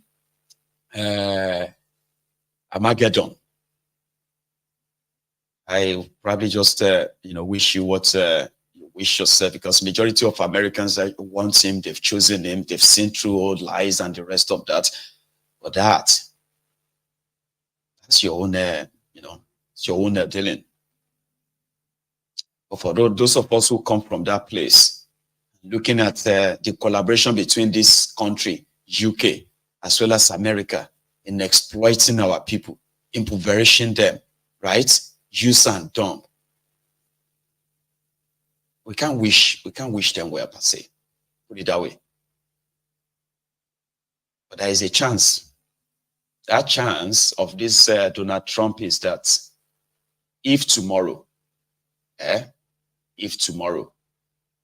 Donald decided to go after your criminal government, whether it is in Nigeria, or any part of West African countries and also some of these countries, right? You are likely not going to meet any form of resistance. Yeah, you're likely not going to. Because those who have made Africa their base, where they have done everything to undermine your progress, undermine your economic progress and the rest, most of them, they will be sacked from Washington. The moment Donald Trump takes office, he's got his own stone to grind with them. Yeah. Some of them are going to jail. Some of them are probably going to just disappear as well. They've dealt with him. And they believe that his coming back is going to probably be that of revenge. And then rightly so, yeah. Those of us who are following this, the international politics as well, are likely going to also have less war. And less war means that, what do you call it? Some of those who are instigating all these crises all over the world, CIA this, FBI that, and some of these, their secret, criminal organizations too. Majority of them won't have the resources, not just that, they probably won't even have the chance of instigating all this war. Then maybe that's also going to be like no third world war. And that is a breath of a fresh air. We can possibly see to the end of the killings in Gaza, Israel versus, Gaza or so, and all this escalating crisis all over the place. Because those who are like real warmongers in Washington, they are not probably going to get the go ahead, like the green light, like they did under these guys. Because that's the reality. Doesn't mean that the people will still kill themselves, so there will still be like bombing here and there, yeah. But you see the level at which the whole world is going right now, where everybody is going crazy, going mad everywhere, like crisis left, right, and center, Russia, Ukraine, and all this stuff. Maybe we can have a breather. This was supposed to be the progressives. The people that are actually like, but no, they are not. With what they did to Africa, what they did in Libya, what they did to Nigeria, what they are doing in Kenya, what they did in Ghana, what they did in some of these countries, Baba, they can be gone for good. So if any chance, any eruption happens anywhere now, any eruption happens, the likes of thiefnubu, they may not actually have it so good. Yeah, they may not. That is why everybody should probably be more alerted. I'll leave it at that. Talking about exploitation. The people of the Rivers State, there's this activist from Rivers who said that some people lost out of power, and then they decided to use the judiciary, the corrupt judiciary in Nigeria, to stop the allocation of Rivers State. It's a clear call for anarchy, because if over 40% of the crude oil that Nigeria is making money from comes from Rivers State, and then somebody somewhere, some group of lunatics loyal to with a wicked decided to use the corrupt judiciary to stop the allocation, right? Then they can also stop the oil flow. I'll play that for you as a break. Secondly, to challenge that the federal government or the court or CBN or even the president should stop giving allocation to a state government is an anomaly, because Nigeria is a federation. We have the federating unit. There is no way you can stop governance. There is no way a court can stop governance. It's like asking somebody not to breathe air. Okay, now you stop Rivers State allocation. What happens to the civil servants? What happens to contractors that work for state government? What happens to citizens, hospitals, schools? Because it's from the federation account that they pay teachers. They run the school, they run hospital, they run several other things. Asking the CBN not to release allocation is asking us not to breathe air. The court ab initio ought to declare jurisdiction, because there's no way you can ask a man not to breathe air. There's no way you can stop governance for any of the federating unit. You are denying them of their life. You are denying them of their livelihood. Or the court ought to not to entertain that matter ab initio. Nigerian constitution says if you defect, you are elected into the House of Assembly with a platform PDP. The constitution says if you defect, you cease to exist. You lose your seat. By the mere fact that they have defected, they have already lost their seat. How do you go and present a budget to a man that is not a member of House of Assembly? The fact that they left, they defected, does not mean the non-existence of the House of Assembly. The remainder of the persons there, even if they are two, must continue to legislate for the state until such a time that INEC conduct election to fill the vacant position. Going further, there is no way. This is the 11th month of the year. The budget is already exhausted. The governor is in the mood of presenting the 2025 budget. If you present the budget today to non-existent house, assuming they are not conceding, they present the budget to them. When will they pass the budget? Before we begin to talk about the implementation. That is why I don't want to criticize the court or the judges.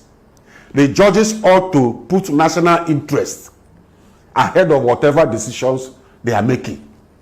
This decision, this judgment I'm giving, how does it affect our national security, our national interest? You don't just sit down in Abuja and give a judgment, knowing that that judgment, okay, this judgment she has given cannot be implemented in any way. It's unimplementable, it cannot be implemented. Because the matters Ahmegule is talking about, they are no longer members of the House. And the budget cannot be presented to persons that are not members of the House. The governor is mandated by the Constitution to present budget to the Rivers State House of Assembly. Not members that are not members of the State House of Assembly. The foundation the Abdul Malik used in this matter is wrong. And it cannot stand. It can't stand. How do you react to that? The court, maybe that lady doesn't live in Nigeria. Maybe she lives in the sky, that judge. If the judge lives in Nigeria, she should have known that Martin Samehule and co defected. They defected on the floor of the house. Martin Samehule read defection letters. Tony Okocha, acting APC chairman, then received them at Polo Club.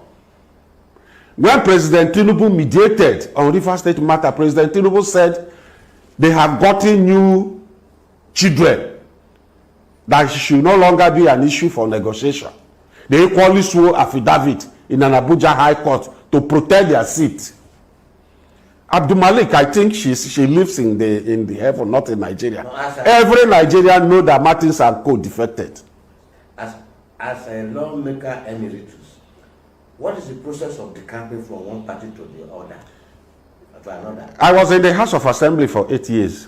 The process, if a member wants to decamp from his party to another party, you write a letter to the Speaker of the House. The Speaker reads the letter.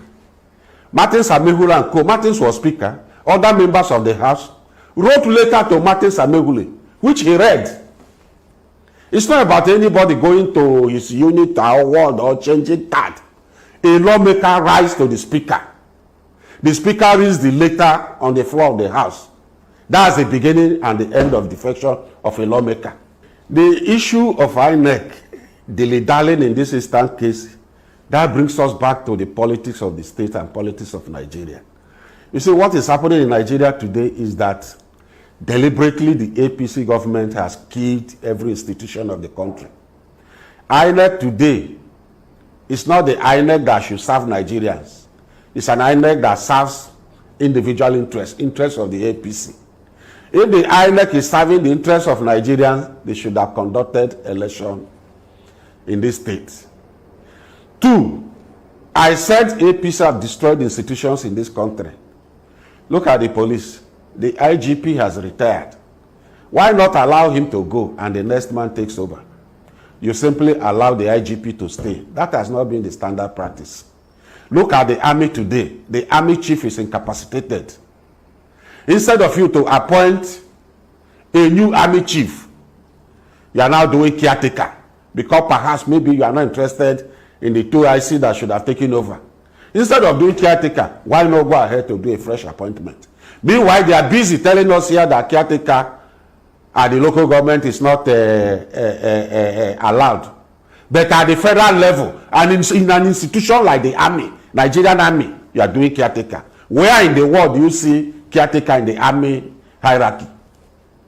You see, they have destroyed the institutions of Nigeria, including INEC.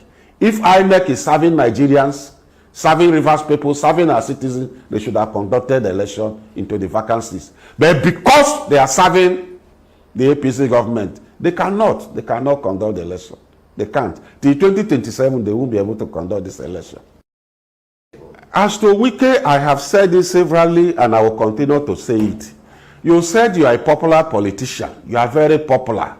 Why not go and float a political party so that Nigerians can see your popularity, so that we can test your popularity in an election? Martin Samehule and co said they are popular. They are very popular. They have acceptability in the state. Why not go into an election and see if Rivers people from their various constituencies will return them? What Wike is simply doing here is like the story of the Bible, the Sadducees, the Pharisees, and the Sanhedrin. They are not willing to go to heaven. They are also stopping others from not going. Wike had opportunity to develop Rivers State for 8 years. Wike didn't develop Rivers State. We have a new sheriff in town. Seminole Fobara is here. Why not Wike allow him to do the things he failed to do? Wike couldn't develop the state. Today is stopping sin. My advice to them is that Nigeria is a sovereign nation. Nigeria must continue to exist. No matter the trouble, no matter the disaster they call today, Rivers State has come to stay. It's a federating unit. Rivers State has come to stay. Nobody can stop governance in the state. Not even Wike, not even anybody. Rivers State is one of the federating units. Rivers State contributes a lot to the center. If you deny Rivers State monthly allocation, are you also going to stop the contribution Rivers State makes to the center? If you stop allocations. So that's where we're coming to.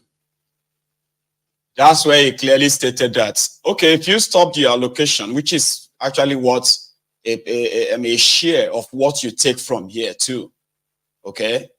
Because it's generally believed that Rivers State and their oil is part of what you are earning as your own revenue, so to say.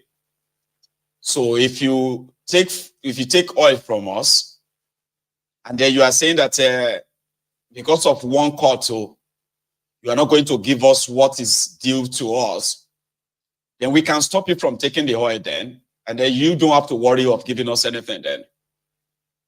You know? May I quickly answer you before I continue with that guy, because he said a lot too. I'm going to share the other part of that chat. I think somebody picked, you picked on what I said about America and Israel and all that. Okay. See, let me tell you something. I personally know that the Americans and then the Israel, their arrangement is something that is pretty much like, we never change. In fact, maybe the only war that we are likely going to see is going to be that of Israel and Iran. However that plays out, here you get. But don't get it wrong in this regard.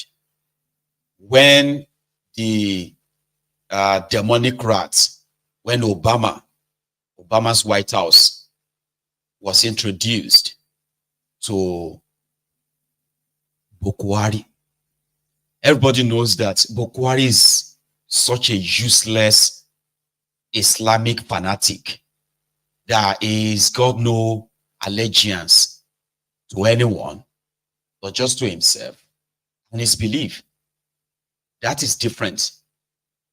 So when Donald Trump came in and he was to sell weapons to Bokwari, he even praised him. When Bokwari suspended Twitter in Nigeria, he gave him credit. He said, well done. Do you know why he did that? Because he is Trump.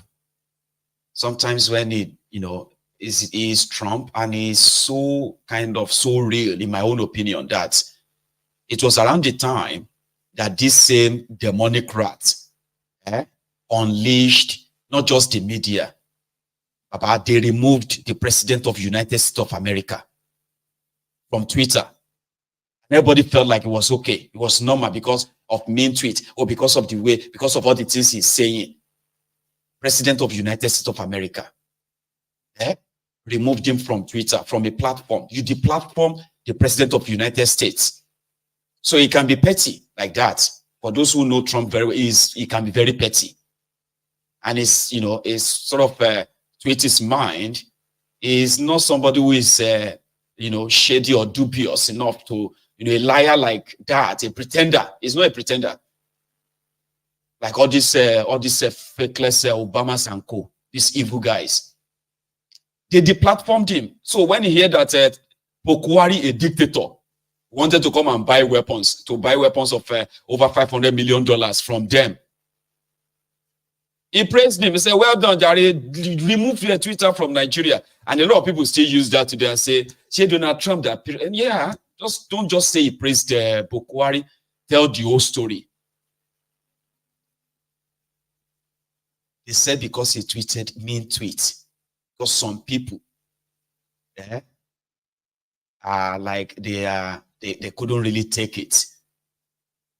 Okay, so Donald Trump, the way he tweeted, he makes them so like you know, they are always there, snowflakes crying every now and then like that.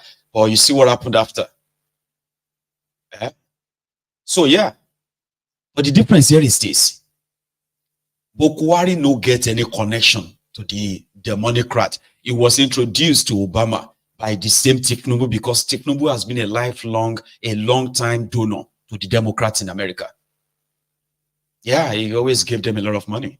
There are many people like that. Peter Obi is also a Democrat. He always donates money to them too. Shure is also a Democrat. I don't know if he donates money to them as well. They are all Democrat supporters. So even until yesterday or until today, thiefnubu and his gang, they were still rooting for Kamala Harris. And you know, Donald Trump is a very petty person. That is why I said that the likes of thiefnubu won't be protected. Oh, we didn't take money from him. Or we didn't give him red carpet. Of course, he will do that. Or protect him. When I say protect, I mean all the rubbish that Bokwari got away with, thiefnubu won't. And you don't have to believe me. Just wait for it to play out, okay? Let it play out. Let's continue with that guy.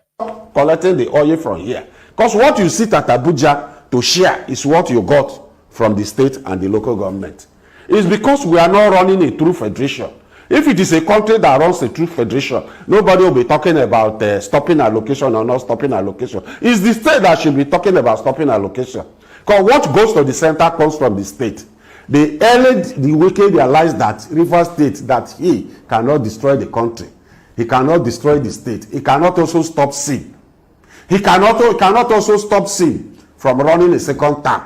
These are issues that has to do with River State. Going further, we should realize that a single man cannot make a governor. A single man can make a governor. If you assist a man to secure the ticket of a political party, there is a general election where the people come out to vote. If you have assisted him to secure PDP ticket, are you the same person that voted? He has a single vote. But it's him won by Rivers vote. Going further, you can't destroy your own house. Wike is busy destroying his own house, which is PDP. By 2027, Wike will have no home. Wike and co will have no home because he's busy destroying his home. But God forbid, Wike will not be able to destroy PDP because PDP is not his party. He didn't form PDP. He didn't contribute. He wasn't there when PDP was formed. Eminent Nigerians came together, made sacrifice to form PDP. PDP has come to stay. Wike will come and go. PDP will be there.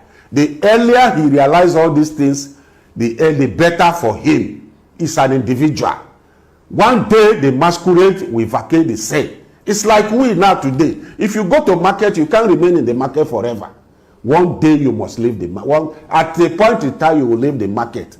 Wike will not be here forever. Whether Wike or no Wike, PDP has come to stay. Whether wiki or no wiki, Rivers State has come to stay. Whether wiki or no wiki, SIM has come to stay. Whether wiki or no wiki, SIM have the constitutional right to run for a second term. And it is in the hands of Rivers people to determine what happens in 2027, not wiki. Most importantly, wiki should know that he's a single man. He cannot change the hand of time. He cannot determine the fate of over 5 million Rivers people. It is Rivers people that can determine his fate. The earlier he realizes all these things, the better for him. As to Martin Samehule, the game is over, the game is over. Look at their character. Look at what they say each day. Follow up. These are not the character that should make law for Rivers State. The earlier Martin Samehule realized that he has lost his seat and co. The better for them. They can't return to the Rivers State House of Assembly through the back door. We elected them from various constituencies to the State House of Assembly. But they made the decision they made there without consulting their constituents. And because they have left, they can't use through the back door to come back to that same house. They should be prepared for election, if not now, in 2027. There's no room for what they are doing.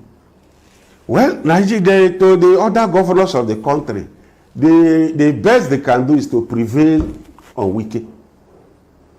But you know Wike doesn't respect anybody, including God. Wike believes only in himself. Even if the president talks, Wike won't even take. But the governor should realize that what is happening here may snowball into their various states. So they should devise means of ensuring that the crisis that is happening here do not leave the shores of Rivers State. Because if it happens in most of their states, they will not be able to contain it. Let them come together as governors of the Federal Republic and see how to stop it, to put a stop to this injustice that is going on in Rivers State. The earlier, the better for all of us.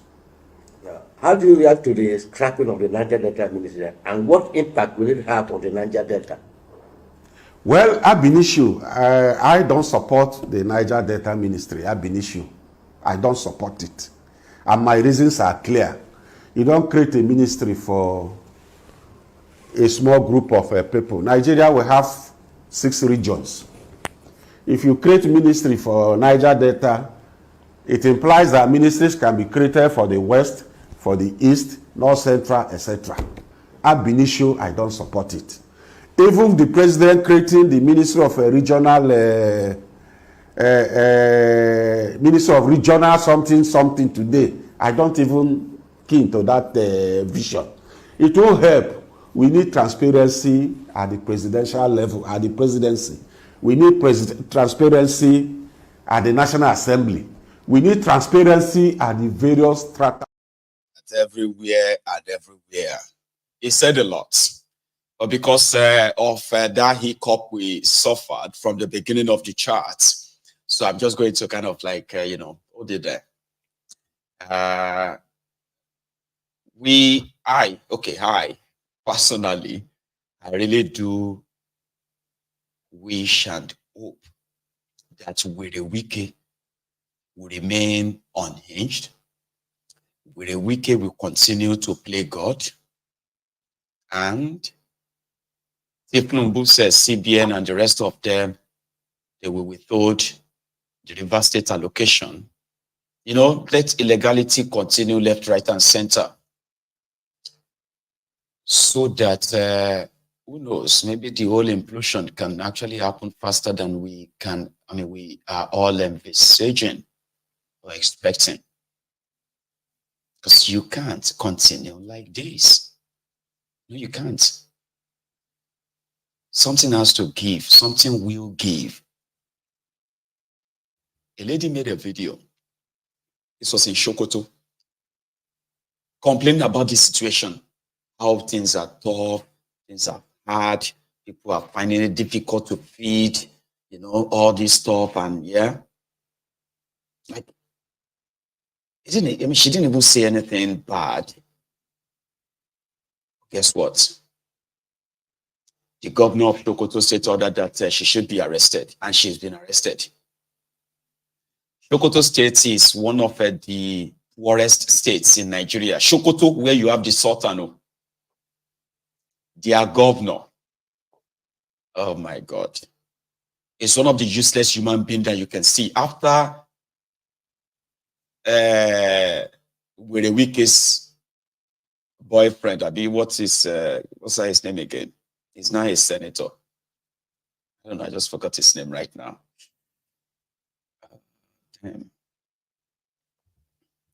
So Werewike's former girlfriend or boyfriend, you would say. Tambua.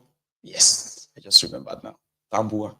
The guy that succeeded him is the worst human being, the worst public health servant, the worst governor you can actually see. There are worse governors in Nigeria, but this one, he actually owned the first place. He owned the first place in the worst kind of human being you can see. You have a state with the highest number of the poorest people in northern part of Nigeria. Zamfara is even better than the Sokoto state when it comes to fiscal responsibility. The guy may come up and say, oh, they are budgeting 4 billion for electricity. I say, what does that even mean? 7 billion naira for recharge cards. Like, what? 15 billion naira for food. You want to share food. I mean, I usually come across his videos and all that, and I'm like, how can this one be a governor of a state? Or he's their governor. You know, and I'm not making those things up. You need to go and read him. You need to go and look for his name and search for some of this video. He speaks most of the time in Hausa, doesn't speak English. But his their governor is APC, Ebekebe. So this lady is now, this lady has now been arrested after this video. Ahmad Ali, a matsayinka na mai hankali, a matsayinka na mai ilimi, a matsayinka na shugaban da Allah ya dora wa shugabanci, a matsayinka na uba, musulmi kake, ka san gaskiya. A matsayinka na namiji, ya za ka ji a ce wani ya tsallako cikin gidanka, cikin ɗakinka, ya kwanta da matarka ta sunna a gabanka, kai ma da zuciya a ƙirjinka, ya za ka ji? Ya za ka ji a matsayinka na uba, namiji ya tsallako a gabanka ya kwanta da ‘yarka? Shin ka taɓa kwatanta irin abin da waɗannan bayan Allah suke ji? A ce akan abin da yake faruwa a ƙauyukun nan babu wani naka da ya taɓa zuwa ya yi musu jaje. Sabon birnin Gobir ƙaramar hukuma ce a local government Wurno, babu wanda bai san da zamanta ba, domin kuwa sabon birnin daji ko sorry babu wanda bai san da zamanta ba, domin kuwa an kawo akwatin zaɓe kuma an yi zaɓe a mazaɓar. An yi zaɓe a mazaɓar. Wallahi tallahi billahi lazi la ilaha illa huwa, da a ce ina ɗaya daga cikin matasan da ke mulkin wannan ƙauyen, a duk lokacin da hakan ta faru Sokoton zan shiga in je mene, akwai gidaje guda 500 da ake da su a Sokoto ana rarraba ma'aikata, akwai waɗanda babu kowa a ciki. Allah ku je ku balla su ku zauna, idan aka gaji da ku a baku masauki. Yan gudun hijira ga su nan suna yawo a Sokoto state, kun sani idan na ƙauye ba su san hanyar shiga birni ba, su waɗanda suka yi kasa da shigar an sani ga su can karfe 10:11. Saboda haka kalubale ne a gare mu mata. A duk lokacin da aka ce wani abu na ci gaba ya fito, to yana da kyau a matsayinki na uwa mace ki tsayin daka domin ki ga ke ma danki ya taka wannan matsayin. Dukkan abin da kike gani yana mutum kike gani, wani in kin ganshi kin tabbatar da baki isa ki tunkare shi ba. Wani ma in kika ganshi tsoro yake ba, ki gani kike kamar daga wata duniya zo ba da wanda kuke ba. Wallahi a duniyar da kuke anan yake rayuwa, kawai tsabar ilimi ce da tsayin daka ya nema. To maganar ilimi shi ma akan ƴaƴanku, wallahi tallahi ku dage ku hana ma idon ku bacci, na rantsa da Allah ku ba ƴaƴanku ilimi. Ilimi shine gishirin daɗin zaman duniya. ɗaya tak a ƙauye wallahi za a taru a bashi ilimi ya ceci ƙauyen baki ɗaya, kuma sanadiyyar shi wallahi dubbannan mutane sai su tsira. In ce mutum ɗaya ne ake yi sanata a state, mutum ɗaya ne gwamna a state, to mutum ɗayan nan boko yayi. Babu jahili a siyasa, babu jahili a sarki, babu jahili a kasuwanci. Ilimi shine babban gishirin daɗin zaman duniya. Maganar yancin kai kuma duk mutum. Yeah, people are suffering. Terrorists have taken over almost the entire state. People are suffering, not just food, though. They are suffering in the hands of different kind of terrorists in Sokoto State. So she was saying something like, you know, how would any of you feel if some people just come into your house, right, to force themselves on your children, on your daughter, on your wives, and rape them? And then nothing happens. Nothing will happen. Now, what kind of life is this? How can, I mean, where do they even have leaders? Do they have any governors? I mean, any governor? Out of frustration of what they are facing, Papa, it is more than just no food, no food, no food. It's worse in Sokoto. But they've arrested her for making that video. Yeah, that's what they do in Nigeria. Human rights abuses is just a normal thing in that place. It is so normal that when they abuse you, and then they turn around to say you should apologize to them, or they kind of turn out to kind of become people try to be like a benevolent or like good. They expect you to share them on, like when thiefnubu kidnapped those children.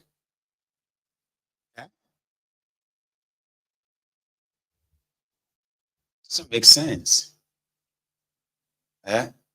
Doesn't make any sense. You have the UK Foreign Office in Nigeria. You have what do you call it? The American interest in that place. But they see all these things, but they don't care. They don't care. They won't even make any statement about them. They won't.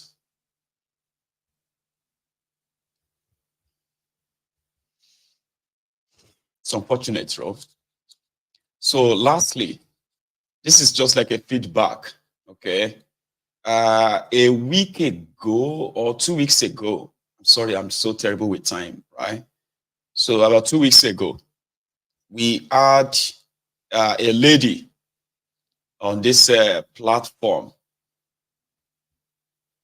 Yeah, I didn't care.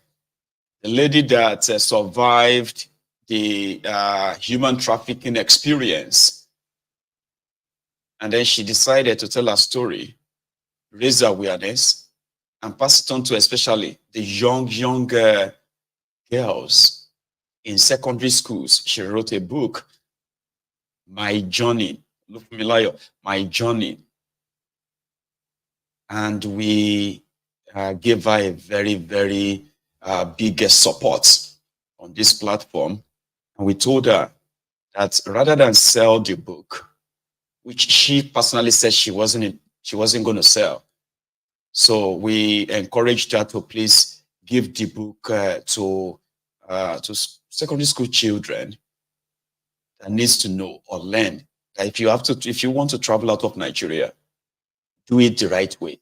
Don't get trafficked. And you know something? In one of the outlets, she's been going everywhere now, just distributing the book for free and giving them to school children, male, female, because they do traffic male children too, boys. It's not only girls that they are trafficking. So she went to my alma mater, and they sent me some clip, right? She went to Odogbolu Grammar School, where she spoke to these students, and then gave them copies of this book. So I'm going to take us there to see that, okay? Quickly. First one.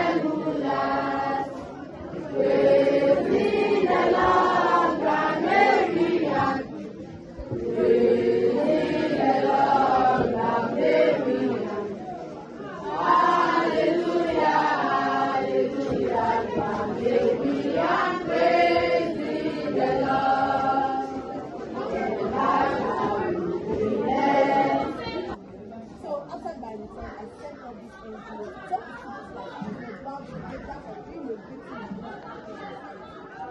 God be the glory. I was able to come up right now, writing a book about my medical story, being a victim, which is called Nigeria-Niger, and which is dedicated to Oloyede Grammar School today. And on behalf of my mentor, Mr. Behead, first of all, I would like to tell you the meaning of human trafficking. Human trafficking can be defined as a modern-day slavery and involve the use of force of labor, abuse, or commercial sex, use of making profit. So the reason why I have to give you that feedback is they went to several other schools too, okay? But because of our time, I just have to share that one. And okay, I'm going to share the completion of what she said. She's telling them there. It's also a thank you, sort of a clip to all of us on this platform, okay? So that was the school anthem that we changed the school. Those of you who went to Okoke Hill, the Bolu Grammar School, from 1957 to 1998, you probably sang a different school anthem. So we had another one from that, I think 1998 to year 2000. Praise ye the Lord, grammarian. Praise ye the Lord, grammarian. Yeah. Anyway, here is our message to the students before giving them the books.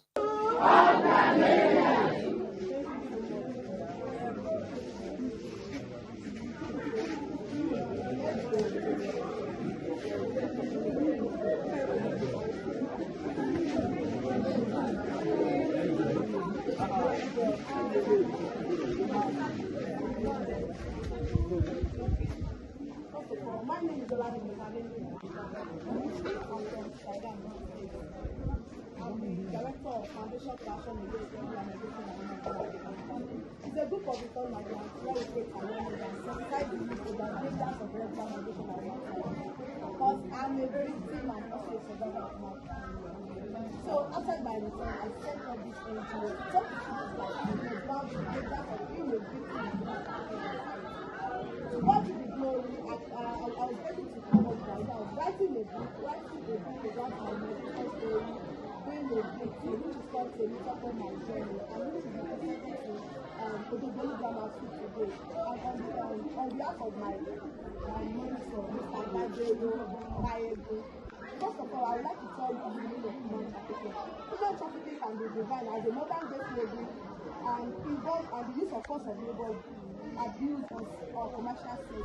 Human trafficking is the act of the use of force of labor or human beings for the purpose of making profit, for the purpose of using them for sex labor or abuse of force. Okay, what are the we have three elements of human trafficking. We have the act, we have the purpose, and we have the act, we have the purpose, and we have the means, and we have the act. Okay, what do you mean by the means? The means is the means of the abuse of power on human beings, or especially our girl child of nowadays in the society.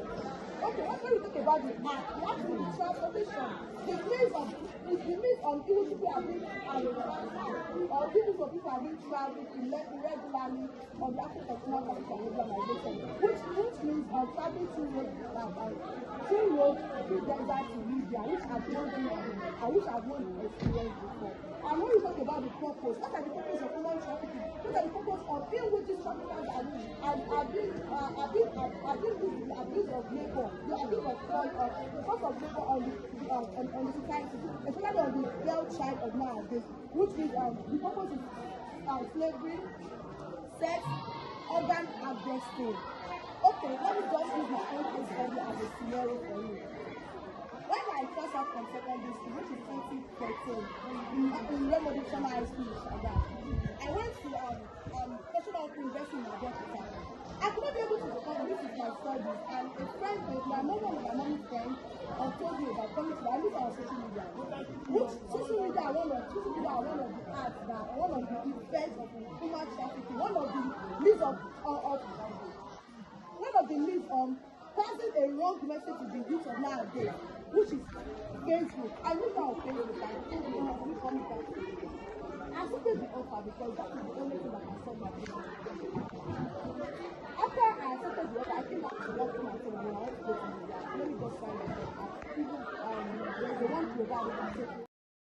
Here you get. So that was the school that radicalized me, right? So let me tell you a story, a quick one. I happen to be one of the most brilliant students in that place. I was like very, very good. And maybe one of the poorest, okay? So somehow, I had a very good prospect, among this, among the students that teachers will be like, this one is going to be it's going to turn out very good. Here you get, teachers who would know that the way you are going, you are supposed to end up in science class. You are so brilliant. You are, yeah. Then I got to GSS 3. So I had this friend who was supposed to be like a year ahead of me. It was supposed to be like, when I was in GSS 2, it was in GSS 3.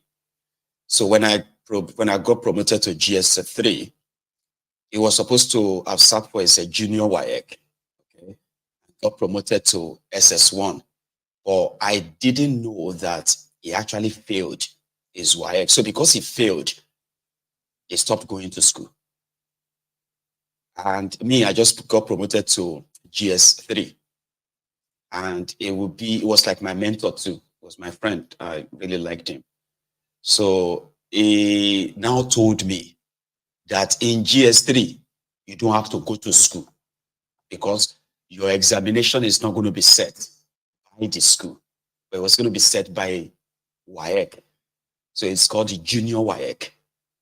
So because of that, first time, second time, I didn't go to school in GS3. Like, I'm always like out there playing football. I will leave the house. So me and him would meet somewhere. We'll be playing football. Imagine just two people playing football from 8 a.m. to 2 p.m. in the afternoon. We'll just be playing face me and face you, like kicking the ball to each other all day. Then when we are done, we'll pack our bag and then we'll go back home. I didn't know that he failed. Here you get. So it was time for us to register for junior WAEC. And in my school, they were wondering, where is this boy? Why is he not coming to school? I would see some of my schoolmates, my classmates, whenever they are like coming back from school, some of them will be like, come to my house and be, why did you not come to school? I will hide them from my mom because my mom must never know that I didn't go to school. So to me, I was like, no, just give me your school notes. I will collect the notes, their notes, okay? I'll borrow their notes over the weekend. I will go and write everything because I was really good. So you need to come. We are doing registration tomorrow. We are doing the WAEC registration tomorrow. It's supposed to be, So I went. Luckily, I got registered for junior WAEC. Then I stopped going again. They said I don't have to come to school. Forget it. I will just read. It was when it was time for us to go and sit for the junior WAEC, that I discovered that MK actually failed. We call him MK. His name is Mukaila. So it's like, he failed. What am I going to do? WAEC was going to start maybe like in 2-3 days. I'm done.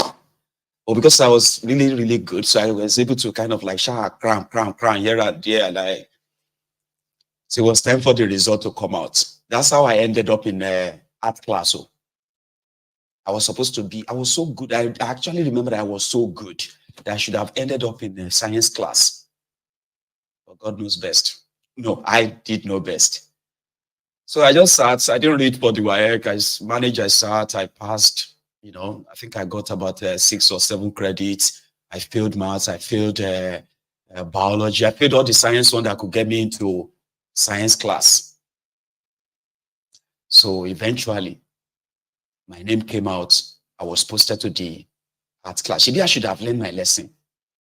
Also, but having escaped that, I started going to school properly. Like I was going to school. I was competing with, except for mathematics, I was competing with other students from science class because there's something called the general marking. Here you get, first term, you get to know if you are like first, second, third in your class. Here you get.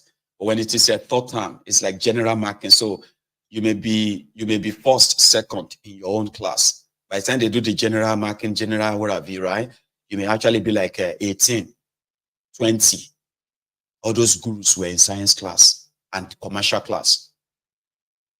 So I was competing. I was always like, I'm talking about combined classes of students of about 180 or 200 students. So like we are so many. So I will still be in 1 to 20. There are gurus who, I don't go lie, they were really these bookworms, right? Those ones where they come from Abuja, from Lagos, where they say na private school they go. But because their papa, their mama, they were trained in Odogulu Grammar School. So they wanted their children to come and school there. But they went to all these fancy, private schools, in their primary schools, right?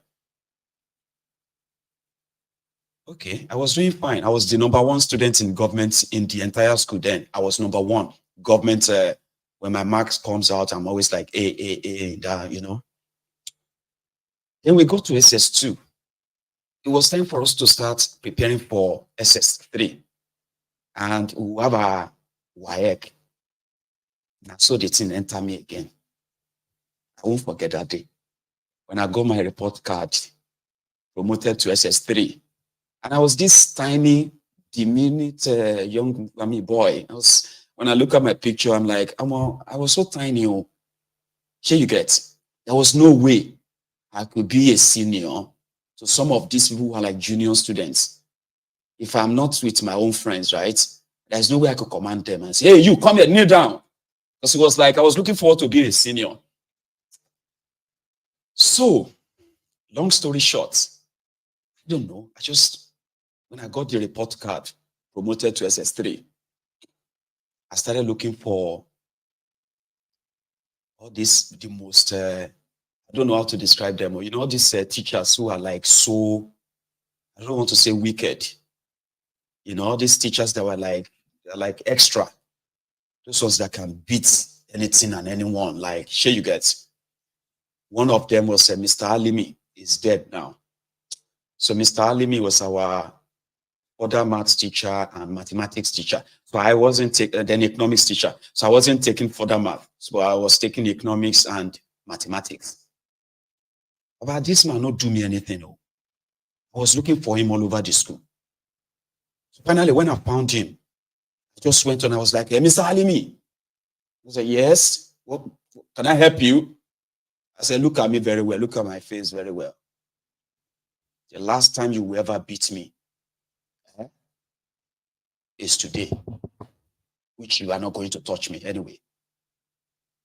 When I resume next year in SS3, they don't burn your papa well to touch me.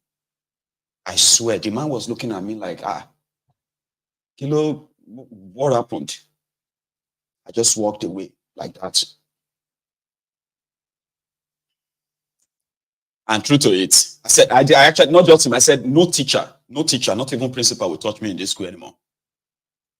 Because I felt like they were not treating us as senior. Because, when I entered that school, right, our own seniors, they were like auntie. I'm talking about SS3, SS2, they are like that. But if they are like, those also were like a female, they are like auntie like housewives, like, busty, with big yansh.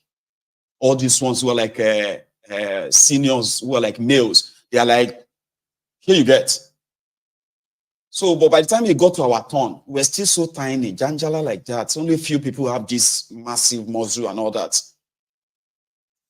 So because of that, I felt like the teachers were still riding us. They were supposed to respect us. Nobody's supposed to beat senior. This one will send us, so they will say we should kneel down. Why would you tell senior person to kneel down? You tell a senior to kneel down. We are necessary for goodness sake. Raise up your hand and close your eyes. Why? So I became a rebel. I'm telling you my life story. I became a rebel. A rebel that almost all the teachers knew me. Sure you get. I mean, no, I should kneel down. I should kneel down.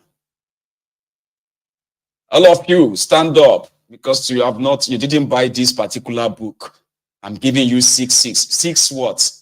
Funtanini 6. I will just work out come out. That same thing that entered, or differently, the one that entered me in GS3 entered me in SS3. But I still did well, even though I think I also failed maths. No, I didn't fail. I think I had a pass in maths. I had a 1 in English. I've always, me, I read a lot. So I had a 1 in English, I remember. To the point that I couldn't really gain admission into university. The first year, I couldn't. Because I wasn't serious. I was always like, from then I just felt like I don't think I need to even go to university. I don't want to go to, I was really, really a radical person, seriously. But today I look back and I give glory to, I turned out well. I did. And that is why I do not take education for granted. I do my best to support everyone that is a student or students. In Yoruba Union, when we decided to spend almost 10 million naira helping so many Yoruba students in Yoruba land, it was something I was so happy to do. I mean, the moment the unionist brought the idea, I was like, yes, let's do it. I love it. Here you get. I was a very radical person growing up. Guess what? I was just 17. 17-year-old boy. I wouldn't want any of my own children to be like me in that regard. Or no. I wouldn't want any of them to be.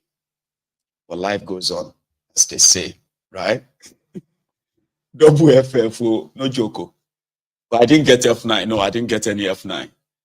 I was so radical that I was choosing which subject to go and sit for in WAEC. Can you imagine? I registered for 9 subjects, I think. I think it was about 10 subjects we registered for. I didn't go for about 4 of them. Imagine, I was like, no, I don't want that. I'm not going, Joe. That was how my life was. I was always so independent-minded for so many wrong reasons. Some of them, when I look back, I'm like, try. You should have done better, you this boy.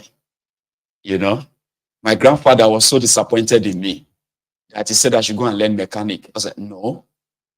Because I was such a very brilliant young boy. I was so brilliant that people were like, Papa, I got scholarship throughout my primary school.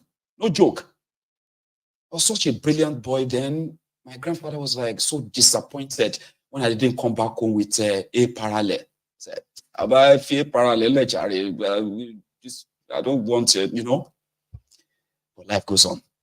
So yeah, if you have a chance of supporting people, right, in education and all that, that's the best you can give to them. And if you come across my video as a young person and you have people paying for your education, please don't take it for granted, okay? I mean, today I will look back and I'll be like, I should have done better, right? So finally, we are going to take calls. Yeah, I know. So we have next hour now to take a calls because we started so terribly bad, okay? But I just want to say to you again, to everybody who has checked out the sponsor of our phone-in segments, right? Please, all right? I have told you again and again, okay? You might have come across adverts like this, either online or offline, right? It is a business opportunity that is called digital marketing, so to say. But the difference is that you are not selling for anybody. So that you say, okay, you need to hire this one. And the more you sell, the other people become, no, this is not about that, okay? This is a business opportunity where you will be trained, right, on digital marketing, so to say. And at the same time, you will own your own business. So if you are looking for an extra income on the side, right, or you are trying to look for your own financial freedom, job security, be your own boss and all that stuff, right? Check this out. I have reported that a lot of you have actually checked them out.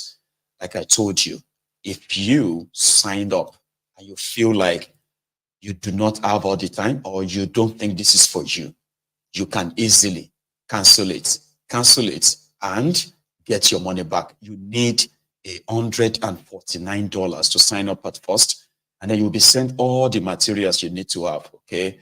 And if you feel like, well, I've been looking for an opportunity like this, then you can indeed, right, invest more in it, and whatever you invest is actually yours. You are not buying or selling for anybody. Like some people say, it's not a pyramid scheme.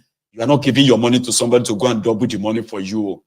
So this is just like me, Mayegun, opening a shop and say, okay, I am selling this equipment, I'm selling this other equipment, and I want people to know I'm selling this and all that, okay? Whatever you buy from here, you are likely going to use it yourself, all right? And it comes with its own add-on points and all that, okay? I do not have the clearance to tell you all of it. You need to find out yourself. You need to check it yourself. And the moment you feel like, no, this is not for me, just cancel it. Get your money back. Do so within the first 30 days. No more. Anything a day after 30 days, you won't get your money back. Okay? But please, if you are interested in trying something new, exploring other opportunities, that may be an opportunity you have been looking for as well. Okay? All you have to do is, for example, scan this barcode on your screen. Okay? Scan that, and then give it a follow-up. I wish you all the best. I'm going to be back in a minute or two, okay? And we will take calls after that. And good news, we have crossed the 100,000 mark. How amazing is that? Let me see if I can put that on the screen. Thank you so much.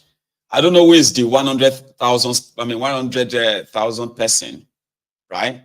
But if that person is you, let me see, Mayegun's Diary Political, right? So we have now crossed 100,000 subscribers. Let's keep it going. Now I am going to go and work on getting us more subscribers. And like I have been advised, so where is that again? Mayegun's Diary Political. Right. Let me put it on your screen. See, 100,000. It's amazing, isn't it? Where is that? See, 100,000 subscribers is quite a milestone. And thank you so much to all of you, the dear Templars. Okay, we have done it. But don't let us stop at that. If you haven't really subscribed onto my channel, please do so. Also, if you haven't subscribed onto Mayegun's Diary, Mayegun's Diary Premium, please do that too. That is our own standing, channel. Okay, I will be back in a minute or two.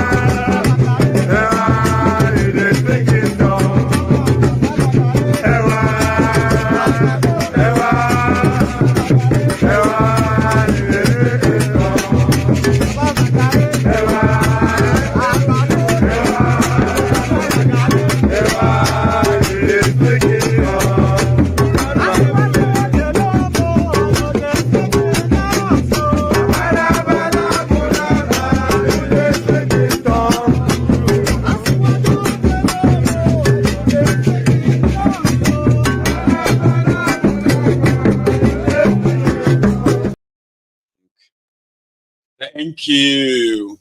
And then welcome back. So I have here my first caller. I believe that's Jefferson. Is that you? Oh, that's me. How are you doing today? I am very well, Baba. How are you? Well, I'm very, very good. How are you doing? Well, very well, oh. Thanks so much for asking. And here we are.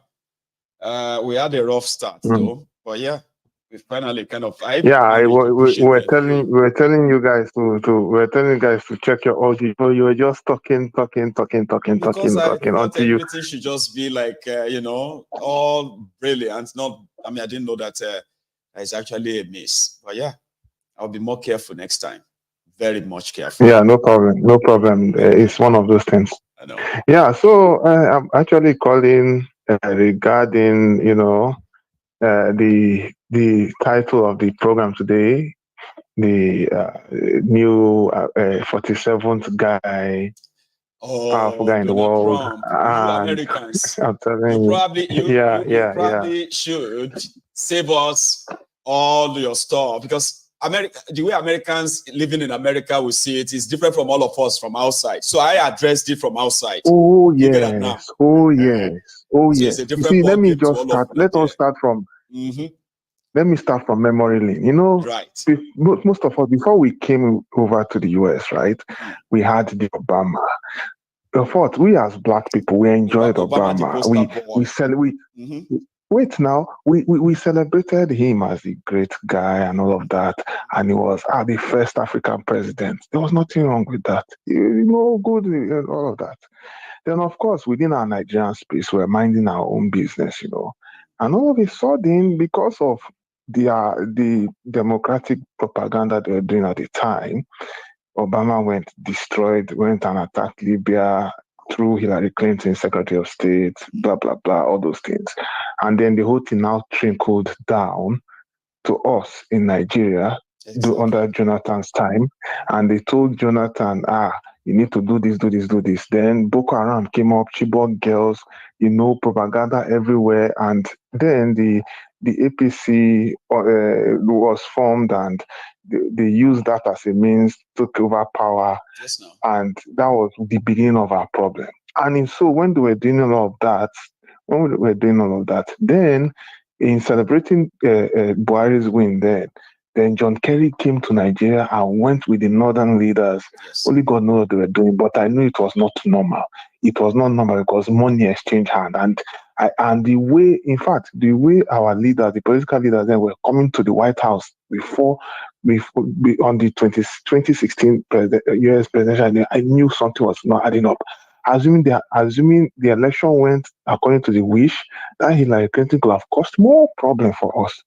God brought this man in. I will say that, but people will not agree. And why did God bring him? God brought him to stop bringing problem to us in Nigeria.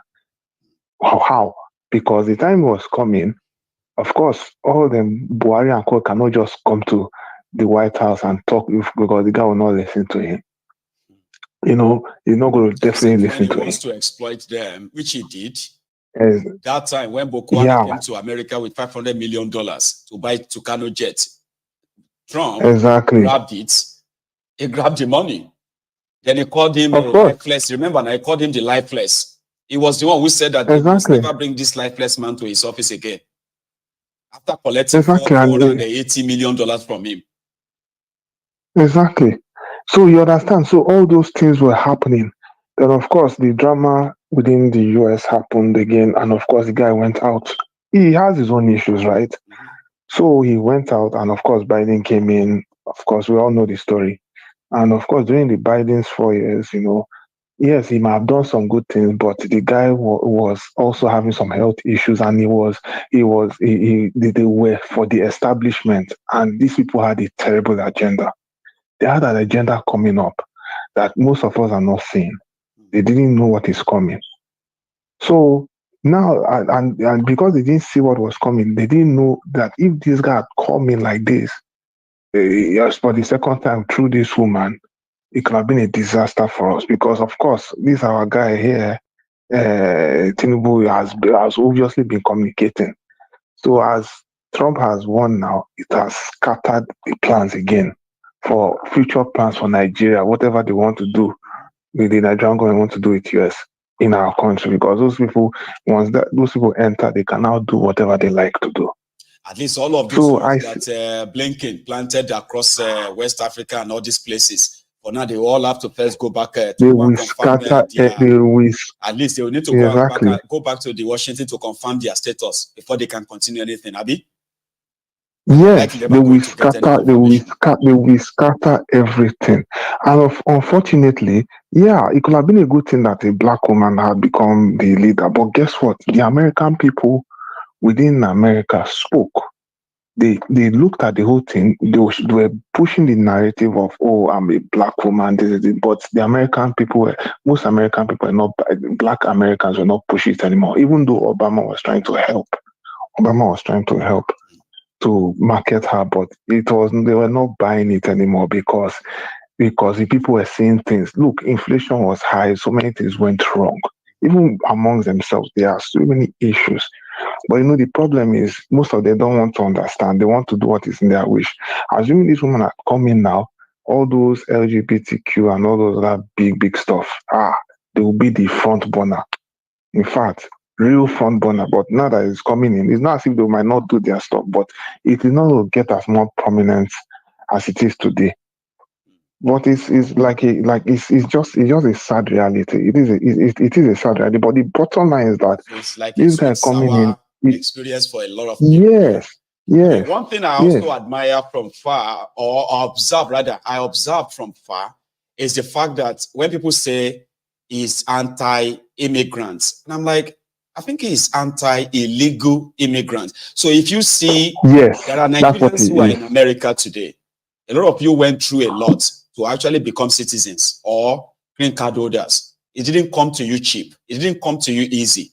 Meanwhile, there are others who can just walk through the border and just come in and, So if somebody is saying, I am anti-illegal immigrants, why do you have to make it look like it's anti-immigrant when everybody is immigrants almost everybody is immigrants in America? But people actually do it the right way to remain legal. And truly, a lot of illegal people have been entering the country. Even down there, a lot of illegal people have been entering the country. Why some of who makes it an issue in this election as well, Abi? Exactly, it's a big issue. A big issue, and then drugs and so many things have been going on wrong because unfortunately the Democrats just allow things to happen the way they like. They just allow anything goes, and the funny thing, they have been lying consistently. They have even been lying to the American people, lying. If you go and check commentaries from concerned Americans online, you'll find out that this woman has been a chronic liar. They've actually scared a lot of you as well. They scared a lot of you from saying you will vote for Trump, because I think that also played out. Many people that voted, they publicly said they won't, because they believe that they will be crucified if they say it publicly that they will. Exactly. And a lot of yes. So I think that also played out as well. Look, let me even tell you how he won. Right. It was the black voters. Some black women, black men, they later realize that, man, they cannot buy this anymore. If our fellow black men who are in Democrats cannot give us what we want, why waste my energy with them? Why not just go for a white person who we know he's blunt, but we still do what he needs to do? That is what was used. And guess what? They didn't even shock you again. Even Islamic people, even people that were Muslims, they voted for this man. They voted. Latinos, all these people, they believe he hates them. They did, yes. And it's because of the narrative. Assuming this woman did not have any narrative and she was being consistent and straightforward, she could have obviously won the election. But it is what it is. At least next time, if they want to do something, they need to be transparent about the whole process and know how to win people properly, not by all this crookish method. But my own happiness is that at least Nigeria government go here and we. That is my own. Nigeria government go here and we under this. Some people they are waiting for a possibility, which I am not banking on. Okay, David Udenyi, for example, said that there is an FOIA a FOAI or something request that all this redacted file of thiefnubu that Joe Biden and co they did to make sure that it was redacted. They didn't release his name in this FBI file. That maybe with Trump, he will release them in detail, including the names of others from that Nigeria too. Yes. I was like, okay, yes. I'm not banking on it, but that will be fun to see. No, it's going to happen. Right. Jefferson, thank you very much. All right, thank you very Let me much. take Thank you. another one. Okay. Thank you very much. You have a good one yourself. Yeah. So like I said, right, if you are living in America and you are living outside America, this whole thing will mean differently to you. For example, if you are living outside America and you have intention of going to America, you can easily be deceived that Trump doesn't want you, even though, right, American policy, even this current one today, is against you from coming to America.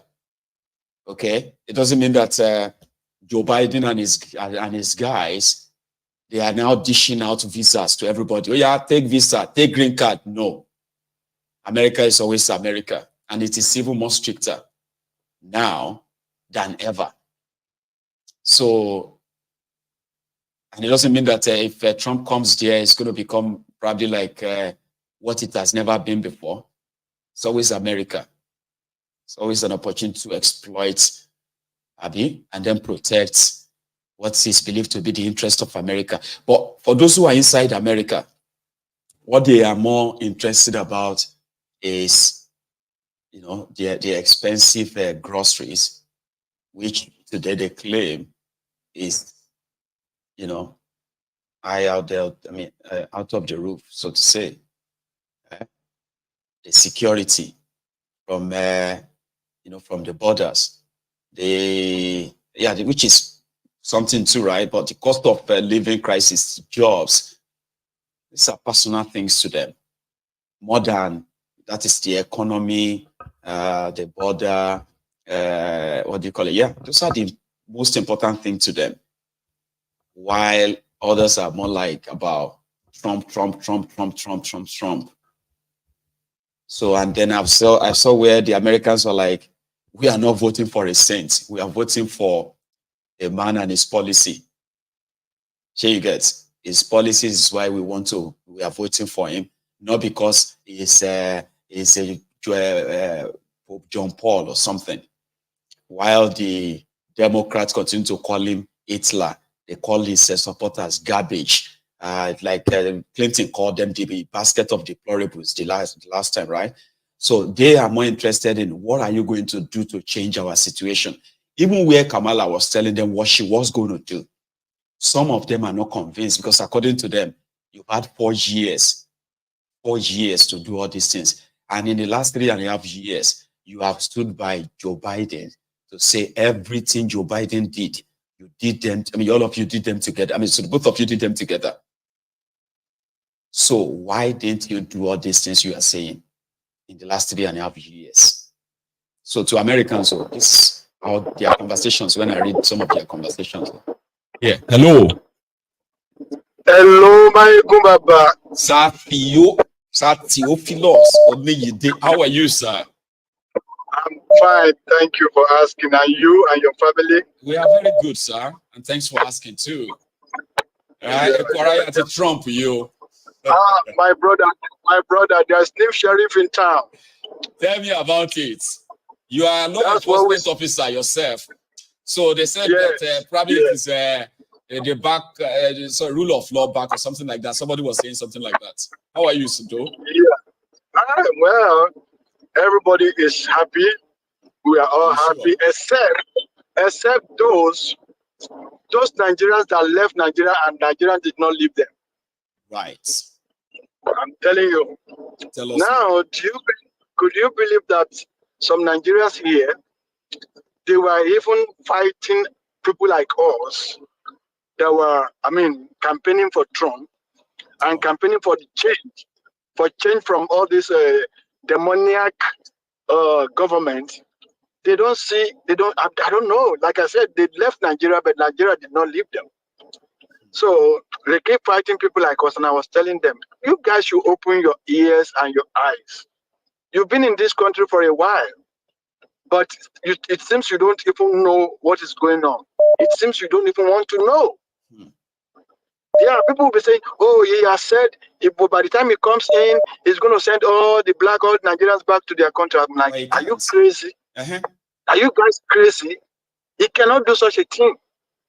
This guy was there for 4 years. He didn't do that. He didn't do that. He didn't kill nobody. He didn't send nobody back.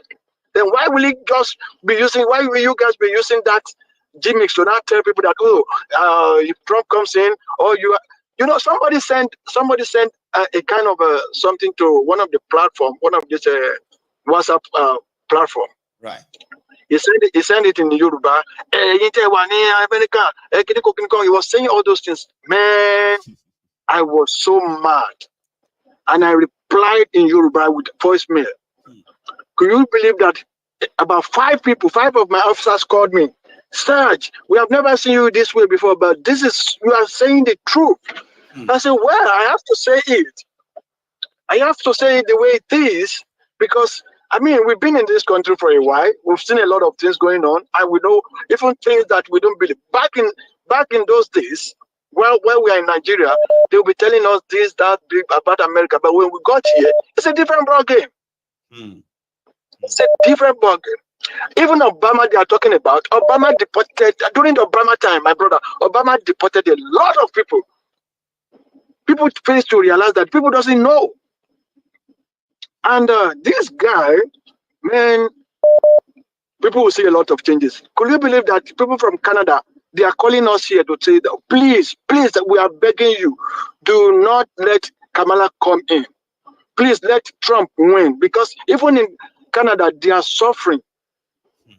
Because the type of government there is like this democratic of a thing. These people doesn't have anything to offer. It's just like I was asking, I told one guy, I said, look, you are talking about America. You're talking about Trump. You are just, why don't you talk about your country?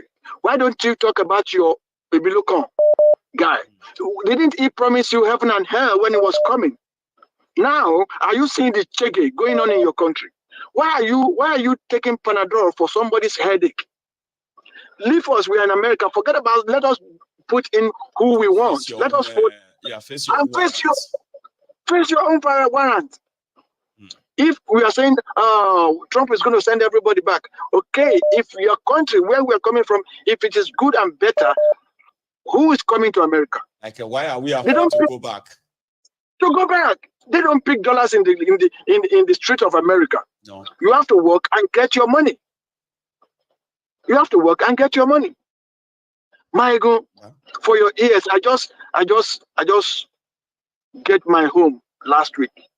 Oh yeah. Just last week, I got my home. Wow. And congratulations. It's thank you so much, my brother. Thank you so much.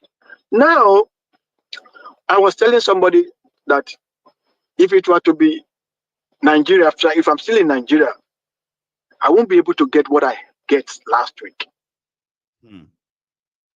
Because, I mean, if you don't belong, if you don't, man, I use mine as an example to other people.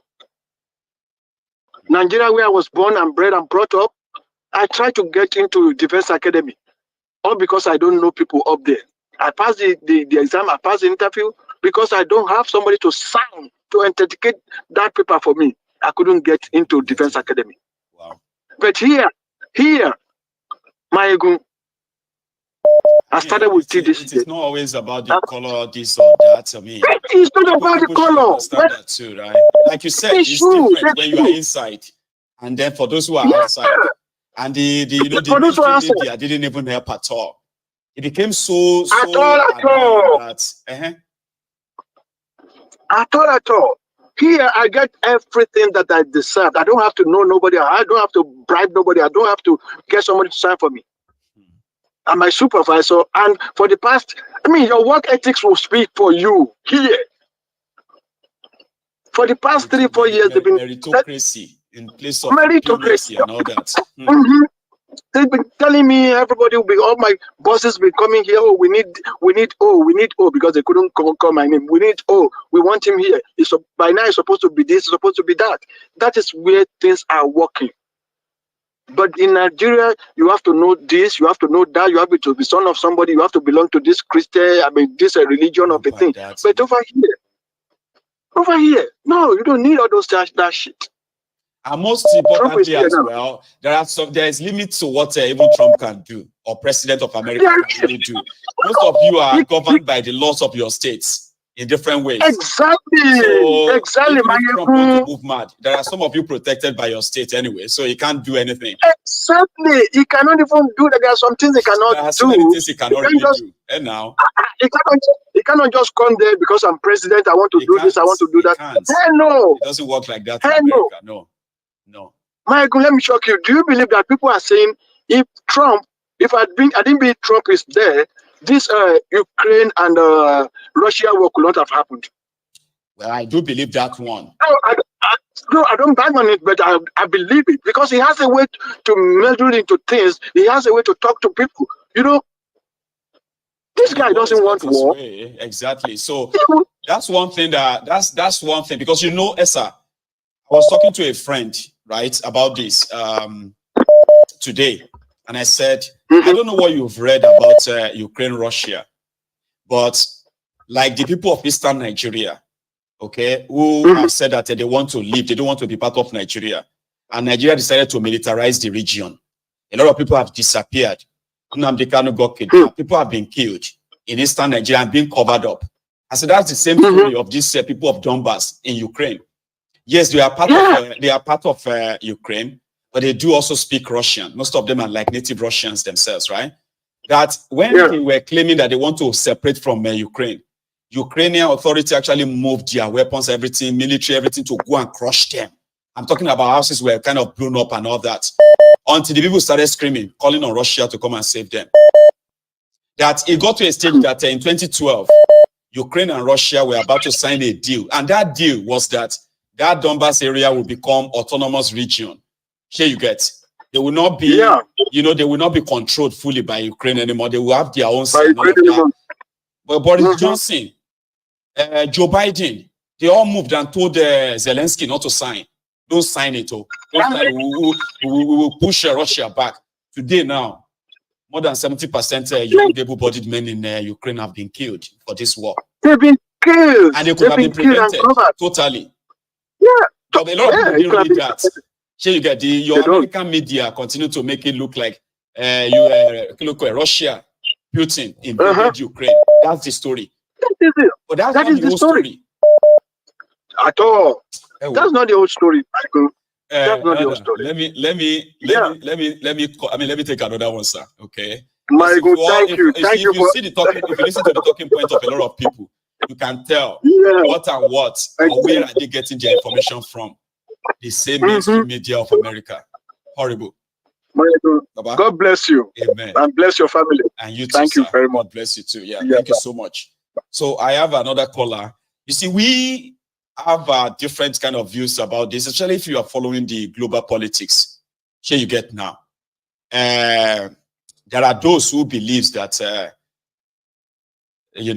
Donald Trump is a liar. Donald Trump is a racist. Donald Trump hates blacks. There are so many things they've called him. But when you listen carefully, right, if you kind of like listen carefully to some of these talking points, right, you will realize that some of them are just repeating what some of these liberal media have said, CNN, MSNBC, and so many others like never Trumpers. Here you get. So, but if you take your time to actually listen to the guy himself, you are likely going to, you may not like him or you may still never like him, the way he talks. So, but if you actually listen to him, what he said himself, not what they said he said, right? You are going to possibly like be disappointed that you have only been repeating what these guys want you to be repeating. Again, this is from somebody from outside, okay? And the way I see him. But those who are from inside, like I said, if you don't like Trump or you like Trump, whatever your position is legit. To me, it's legit. Because now on the inside there, now on the wrong on ourselves there. But from somebody who is from outside, watching from outside, trying to be as as open-minded as possible, you realize that the people that are calling him liars, those who are calling him a liar, they are the worst liars you can come across. They are the worst gaslighters. In fact, they are projectors. They will project what they are doing. They project it onto him. And because it is Trump and never Trump, you know, all those ones they call the orange man bad. Trump is bad. He's bad. Here you get. There's nothing you can say. Here is emoji. Hello. Hello, Maya. Good evening from here. Good evening, sir. MOG. How are you, sir? Fine. I make we leave America. I don't tell people say. You know what people now, once they pick up on something, I said a lot of things tonight. But once they pick on one, now so everybody go to react to. So what can we say? I can't control what people have to say. So here's your own shot. Go for it. There's one platform I was in, you know. So this WhatsApp group. Right. Everybody were congratulating Trump. You know, I said okay, but there's something I always say since David Udeni said that thing never go away from my mind. He say everybody will be Africa. Make sure you get one place will be Africa. Call it your home because it get why. These guys are taking back their country. We are here talking about blah, blah, blah, blah, blah, blah, blah. They are taking back. You see what is happening in London, France, Germany. For the first time, Germany raided a mosque. So this is what the people want for them, for themselves, to their country to work. So we have to make our place work. But let me just forget about them because this is Trump is the reality. You know, he's the reality. Forget about whatever people are talking. You can see the damages these guys caused in the world. All these Gabriel something, children identify themselves as cats. People identify their men carrying baby, carrying belly, all these things, you know. Trump will stop all those nonsense. So forget about that. But I just want to say my mind on something about this Lagbaja of 18. If I'm going somewhere, because this is just my mind. Nnamdi Kanu used to tell us that we have to be critical thinkers. We have to think before so much. Look at things the way it is. Remember last time they said there's a rumor of a military coup in Nigeria. The army came out and said, no, nothing is happening. You saw them driving to two army vehicles, went to Aso Rock to meet with Tinubu that time, blah, blah. Nothing happened. No, they started covering it up. Lies. So if Nigeria is a place, this death of this man, they should investigate the death of this man. 3 weeks ago, they said this man is dead. They came out and said, no, he's not dead, though. He spoke with Tinubu. The person who took him wanted. Yeah. He spoke with Tinubu. And this man now that is now the acting, which he never done in anywhere, because from my own understanding, even in war front, when a soldier carrying radio message, when bullet hits him, the person following him will carry the radio message. There's nothing like acting. He continue ahead. So this one now, something is fishing there. This one now, that is the new chief of staff now. There's a lot of people that are more senior than him. They promoted him automatically and put him there. That means something is going on, still going on. And the way they did it, Bayo Nonoga is not the person that's supposed to. We're supposed to announce about military. Announce death of a military. Denying that he's dead too. It's not his duty. He's dead. You know. So all these things that are going on, they should tell us what is going on. If they want to take over Nigeria, Tinubu should allow them or resign and go. Go and enjoy. He should go and enjoy. So now based on the Hausas, the Northerners shouting, I know they are planning something. But what they are planning, let it not touch the poor people. Remember when they brought this news, nothing like Tunji anymore. We never heard about Tunji. The way Tunji was coming out in the internet talking. The Dogo guy was arrested has been captured, but the whole thing Not just Togo. got I said media 2G. blackout as well. 2G. It's like just a flash 2G. and nothing much. 2G. I know yet No, 2G itself. 2G not talk anything since Batawale, the chief of Boko Haram organizer, went to them, went to one village, and he came back after changing the ministers. We don't hear anything about 2G again. So Nigeria is in a deep shit. So we stop talking about Trump. Let's go and fix our place because this place. Stop talking about something, okay? That's one thing. No. I'm not forcing anybody to. Can tell somebody. Somebody may pick up phone now. I don't know what you want to talk about.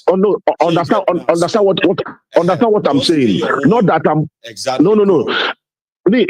Just what I'm saying is that nobody should not stop. They should not stop talking about him. But yes, because we have a place that is under attack, under siege. We need to deliver. Look, you saw what happened in Erule. A driver set himself on fire with the last man. People. It's over of frustration. People are dying every day. We are here talking about people that are already good. I know that these people they have impact in our side. I get you. We should go our side. If to chase them out, we chase them out.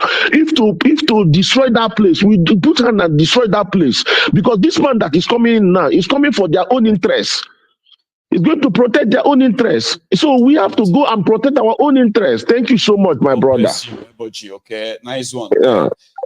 It's quite a talk, but there's something I need you to understand. All right, even though some of us who are like in the comment section, all right, easily we can say, let's talk about something else. All right, or I have spoken my own. I've shared my own views based on the description as well as the title of this broadcast, okay? But when people call in, right, I do not have control over what anybody wants to talk about. The tradition of Mayegun's Diary Politico is that when you call in, you have a chance of expressing yourself on anything you want to talk about. Here you get now. So that's the tradition. So there's no point in saying, Mayegun leave Trump, leave this and that. No, you do not have such a privilege, okay? What you can do is that you can pick up your phone, like Emoji just did now. He spoke more about his concern on this information about Lagbaja's death. We should be curious. I said something about, I shared an update on the beheaded farmers, right? In Niger State. I shared an update on the 100 people kidnapped in Zamfara. I've spoken about a lot of things this evening. So if people call in, you have the chance of reacting to what I have said. All right. Talking about Donald Trump and Africa, the American election is just one of many things I spoke about this evening. So if you call in and you decided to talk about Trump, I do not have it power to just say, no, don't talk about Trump, talk about this one. That's not the tradition of Mayegun's Diary Politico, please. And if any of you feel somehow like unsettled, like if it makes you feel unsettled, right? Maybe you shouldn't listen to the phone calls, okay? I do not have control on telling what anybody should talk about. Here is Air Force One. Hello, sir. Yes, sir. Yes, Baba. Good evening. Good evening to you. How are you? I'm all right. How are you? I'm very well, oh. I'm sitting here. Yeah. Well, maybe I should start from where you stopped regarding people talking about Trump. And I think your topic today is among just to conclude the U.S. election, right? So people can talk about that. It's part of what you do. What you shared. I know. One of the topics you tackled. So, but see, everybody is saying Trump is this, is that, is let me just say it that way. But see, all these politicians, either Democrats or Republican, they are all the same. Now, they have their beliefs, they have their principles. We know that Republicans are conservatives. Okay, they are the one who, when Trump came the first time in 2016, all the bad scenes or bad cultures in America that has been, like subsided, buried, he awakened everything. Example of it is this KKK people, the Ku Klux Klan, and all these KKK people that is like fraternities. Yeah, clan. Yeah, he awakened all those things. He made the white race like realize it again. Like, you guys are losing it. These people are taking over. And guess what? They all came on board. And they started doing all sorts manner of things. Now, Trump should have, for me, like I always tell people, right? I like Trump. Okay? But you know the reason why I don't like Trump 100% is because he talks too much. And that is why I personally, I do not believe everything he says. Okay? That's number one. Then number two, another thing is this. I have a friend at work that said he was really, really mad at the initial stage of this election program. He said, and what he said to me was, my friend said to me that, so this country can only produce these two candidates. Initially it was Trump and Biden, right? Before Biden dropped out and Kamala took over. So he was so mad that with all these young stars in Congress, in Senate, none of them can, come and emerge. Office, instead of all this. So it was kind of just same way we have been talking about the ones in Nigeria too. Like, why is it all these guys? Why not something fresh? So Baba, he was really mad. I mean, to my surprise, yesterday night, he told me he didn't vote. I was like, you did not vote? He said, not vote. So now, another thing about Americans is this, that I've studied them for a while. Once they elect a person, an individual, maybe especially presidency, and they find out that person promised them certain things, the fellow didn't do it, they will vote you out. It's like Oloyede, that's American people for you. So when Trump, said some things during the first time he came in and he didn't sit well with a lot of people, what happened? Democrats came in and they stole the election. So he came in now too. He stole the election. But do not be deceived. And that Trump is here to be a savior. That is my own personal opinion. Right. Okay. He's not coming here to just start tomorrow and say, okay, you, Ukraine, Russia, end it. That's now it works. I know. You, Israel, whatever, end it. Fighting. No. All these things he promised Americans about waiters. When you go to your restaurant and you buy food and you tip your waiters, all the waitress, that there won't be taxes. There won't be tax tips. When you tip, there won't be taxes on tips. There won't be taxes on paychecks. He said all these things the first time this guy came in. I don't remember if he ever said anything about waiters though. But he already said this before. The gentleman didn't do nothing. When he was coming the first time, okay, Trump talked about how this Paula White was his spiritual leader, whatever that time, I remember. All these evangelical ministry people, they all came together praying for him. Yeah. When he ascended presidency, what did he do? Even the 10 commandments that they are all kind about, that the commandments are in schools. What did he do about them?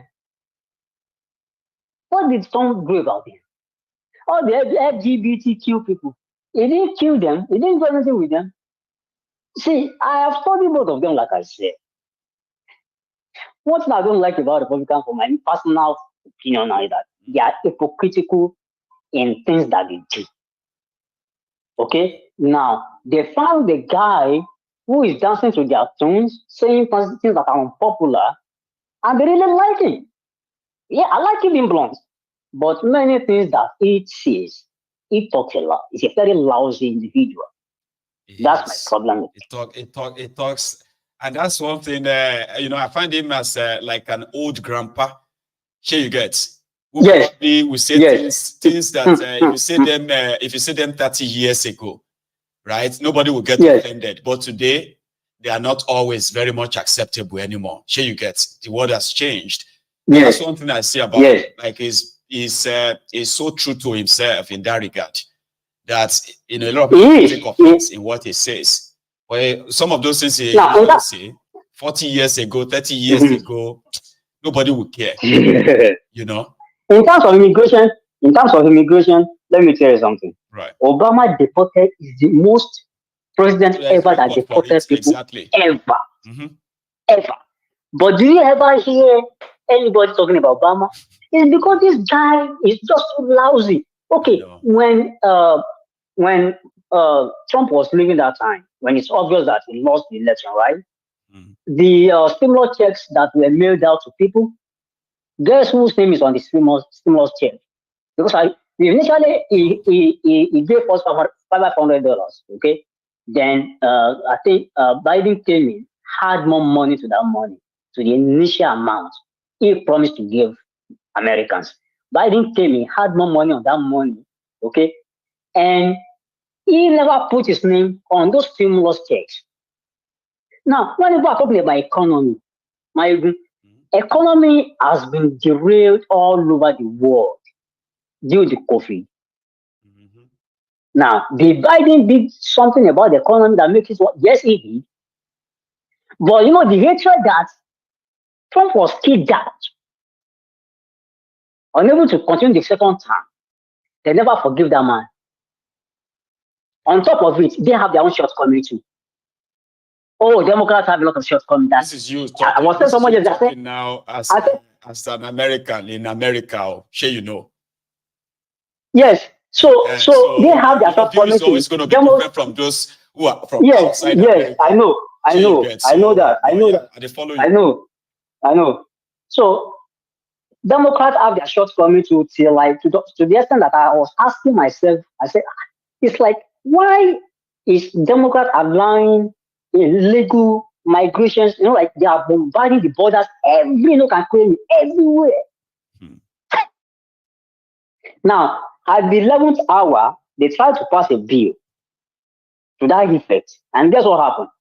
Trump told his surrogates in Congress, because you know they are the one controlling Congress, even though it took them more than 15 times to elect a speaker. Okay, eventually they did. They took over the Congress. They couldn't even pass that bill. They shut that bill down. The bill was introduced by Democrats. They introduced that bill. Trump told them to kill that bill, which I understand. I mean, he wants to take that bill because he knows there are loopholes already for him to win. In terms of Canada, America is not ready for a female president. That's another thing. I have had a lot of Americans. I asked them, hey, what do you guys think about this female president?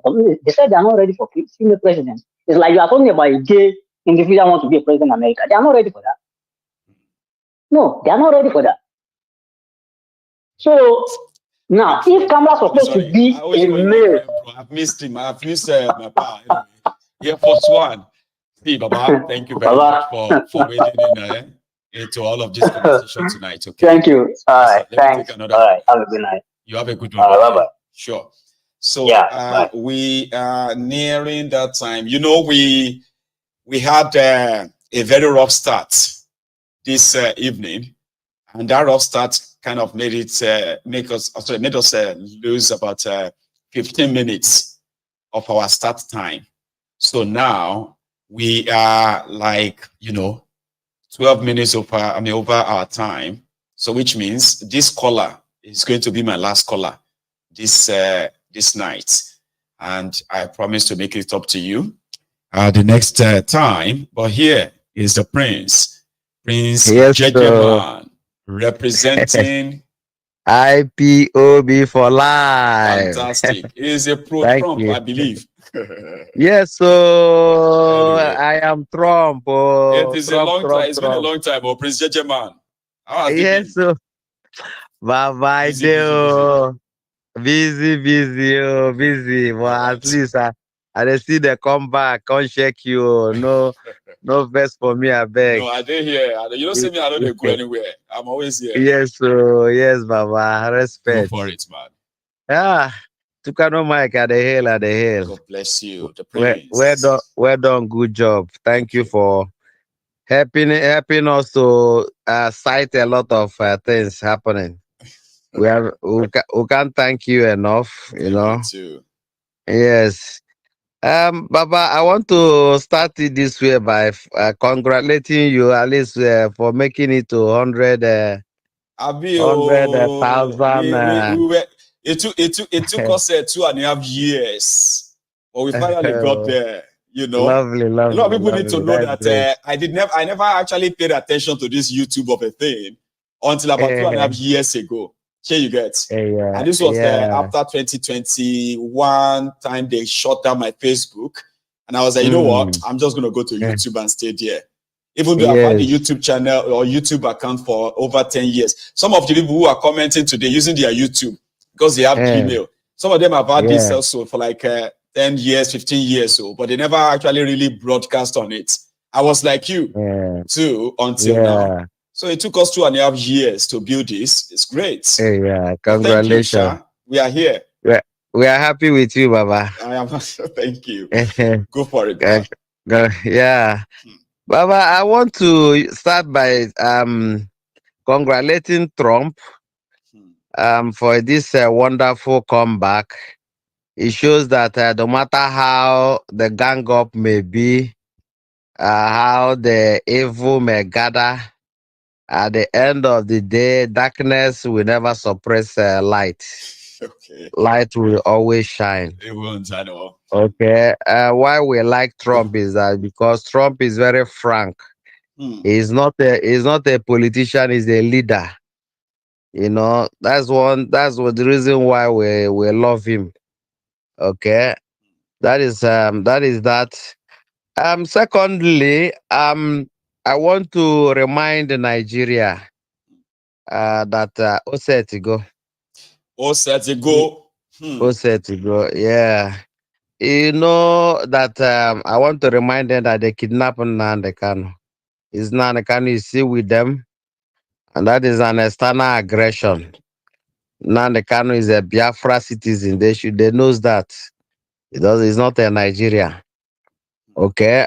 And Buhari, the Fulani S-Men Boko Haram leader, you know, I want to remind them how many millions of dollars they used to sponsor the election against Trump. I don't know, Maya, if you remember how many millions to Buhari, why hunger was killing Nigerians. No, Buhari, the presidency. I remember. They donated millions of dollars to this democration of straight Chris, I they call Democrats. You know, and that was what they did to sponsor them against Trump. Okay, so today Trump is back. That Trump that they are laughing at is back. Trump is Trump. Okay, so one thing I want to advise them for their own interest. So maybe they may not. They may not think it that way, but they should release it now. They can tomorrow as we are talking. This night, not even tomorrow. They should release it now. They can. We have been begging them. We don't beg, tire.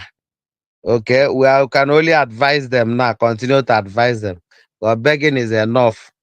I don't mad person. I don't know. I don't say that they beg mad person. You know. So that is the situation. Now the Canada that is in their hand will continue to be a nemesis. They will not sleep because if you hold somebody on the ground, you two will not go. Both of you will be there. You know. If you take somebody hand up, as you are raising the person's hand, you too, your own hand is up. Yes. Both of you are on the progressive side. If you draw somebody's hand down, both of you hand are going down on failure. You know, that is the situation. So nobody is an island though. If they say that the Biafrans will not sleep in Nigeria, they too, they will be awake. As we too are awake, they too will remain awake. So Trump, you are welcome. Oh, congratulations. You are highly welcome. Thank you, my good general. Thank you so much. Finally, Mayegu, I want to advise this man that is pregnant. This what is they call his name? Wike. Wike. It can be greater than God. No, God is the greatest. No man can play God. He can be God. He better is if somebody that doesn't know when to stop and when to run, that person is I would say is a mad person. Even a mad person knows when to run. Even a mad person will see something happening, 4 people are falling down. Knows that this one is ordinary shoe again. They know they tell blind man say market don't finish as well. So he should know that many governors have come and go. He cannot remain governor in Rivers State forever. You know, it's time up. Nnamdi Kanu told him that if you serve the zoo, you will surely come back in shame. So that is his portion of the breakfast. He's eating it, and he cannot run away from it. He'll continue to eat it until he will know that yes, he's not God. Thank you, my good general. God bless you. Prince, okay, enjoy the rest of the night yourself. You stay safe. Okay. Yeah. We are probably going to have another conversation that will not involve or include Trump. But this is just because last night we left this platform to go and check on the aftermath of American election. And listen, whatever happens in America will affect the rest of the world. Don't let anybody tell you otherwise, okay? We might pretend that it's none of our business, but it is. Not even this country that I live in, everywhere in the world. Everyone all over the world, every country all over the world will actually feel the impact of whatever happened in America. And that is a normal civic education. If you miss it, right? I have just possibly reminded you of it, okay? Whatever happens in America, when America sneezes, the world catches cold. So a lot of people are looking forward to what this is going to be at the end of the day, including Africa. Yeah, we have this belief that their foreign policy towards Africa is almost the same, right? But the evil that Africa have suffered, especially in the last 4 years, is something that we need a breather, we need a break. Or are we going to get that break or not? We shall see. The puppets, the legitimate regime in Nigeria, possibly, right? Possibly, in quotes, may meet their own Waterloo anytime soon. They should just keep going the way they are going, okay? All of this abuse of power, hang on, I think, let's just go to bed, okay? So thank you so much, everyone. And remember, if you are looking for this business alternative source of income, something extra on the side, take a look at the Yarosulula's digital, and also check their barcode, which gives you more information on, you can sign up as well, to check if this is for you or not. And if you ask me, I'm going to say probably it is, but you will never know if you don't. So thank you so much, everyone. Enjoy the rest of your night or evening. I will see you again tomorrow. Good night.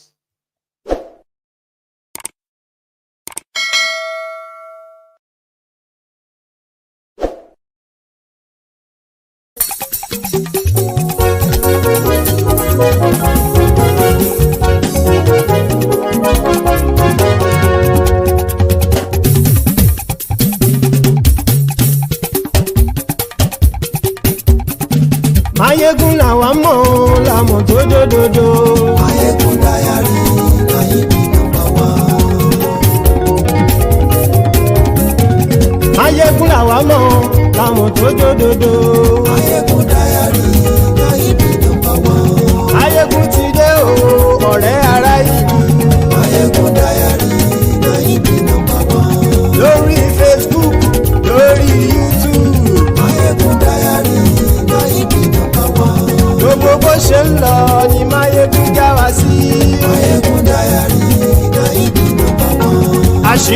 ọ̀jẹ̀lú kì í bò níbẹ̀ o.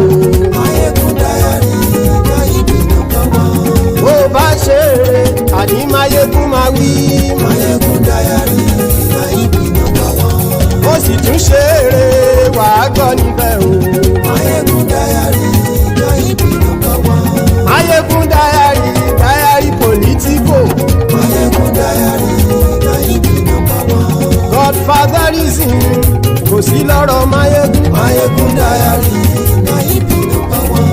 ẹ farabalẹ̀ sẹ́ o kẹgọ́rọ̀ lẹ́nu o. Máyégún Diary Náíbì number one. àní Máyégún làwa mọ̀ tó dòdòdò.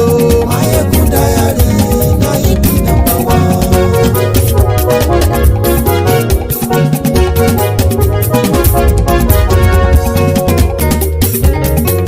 àní ẹ̀sùn ràkì. Máyégún ti dé. Máyégún ti dé. ọ̀jẹ̀lú ẹ̀sùn ràkì. Máyégún ti dé. àní ẹ̀sùn ràkì. Máyégún ti dé. lórí Facebook. Máyégún ti dé. àní ẹ̀sùn ràkì. Máyégún ti dé. lórí YouTube. Máyégún ti dé. àní ẹ̀sùn ràkì. Máyégún ti dé. bọ́ bàbá gbé wúrẹ́. Máyégún máa wí. àní ẹ̀sùn ràkì. Máyégún ti dé. ijó ìgbádìyẹ. Máyégún máa wí. àní ẹ̀sùn ràkì. Máyégún ti dé. bí pẹ̀sìdó bá rúfin o. Máyégún máa wí. àní ẹ̀sùn ràkì. Máyégún ti dé. bí gómìnà kówó jẹ. Máyégún máa wí. àní ẹ̀sùn ràkì. Máyégún ti dé. ọlọ́pàá tí ń gba rìbá. Máyégún máa wí. àní ẹ̀sùn ràkì. Máyégún ti dé. aṣòfin tí ń rúfin o. Máyégún máa wí. àní ẹ̀sùn ràkì. Máyégún ti dé. òpùrọ́ olóṣèlú. Máyégún máa wí. àní ẹ̀sùn ràkì. Máyégún ti dé. ọ̀jẹ̀lú ẹ̀sùn ràkì. Máyégún ti dé. àní ẹ̀sùn ràkì. Máyégún ti dé.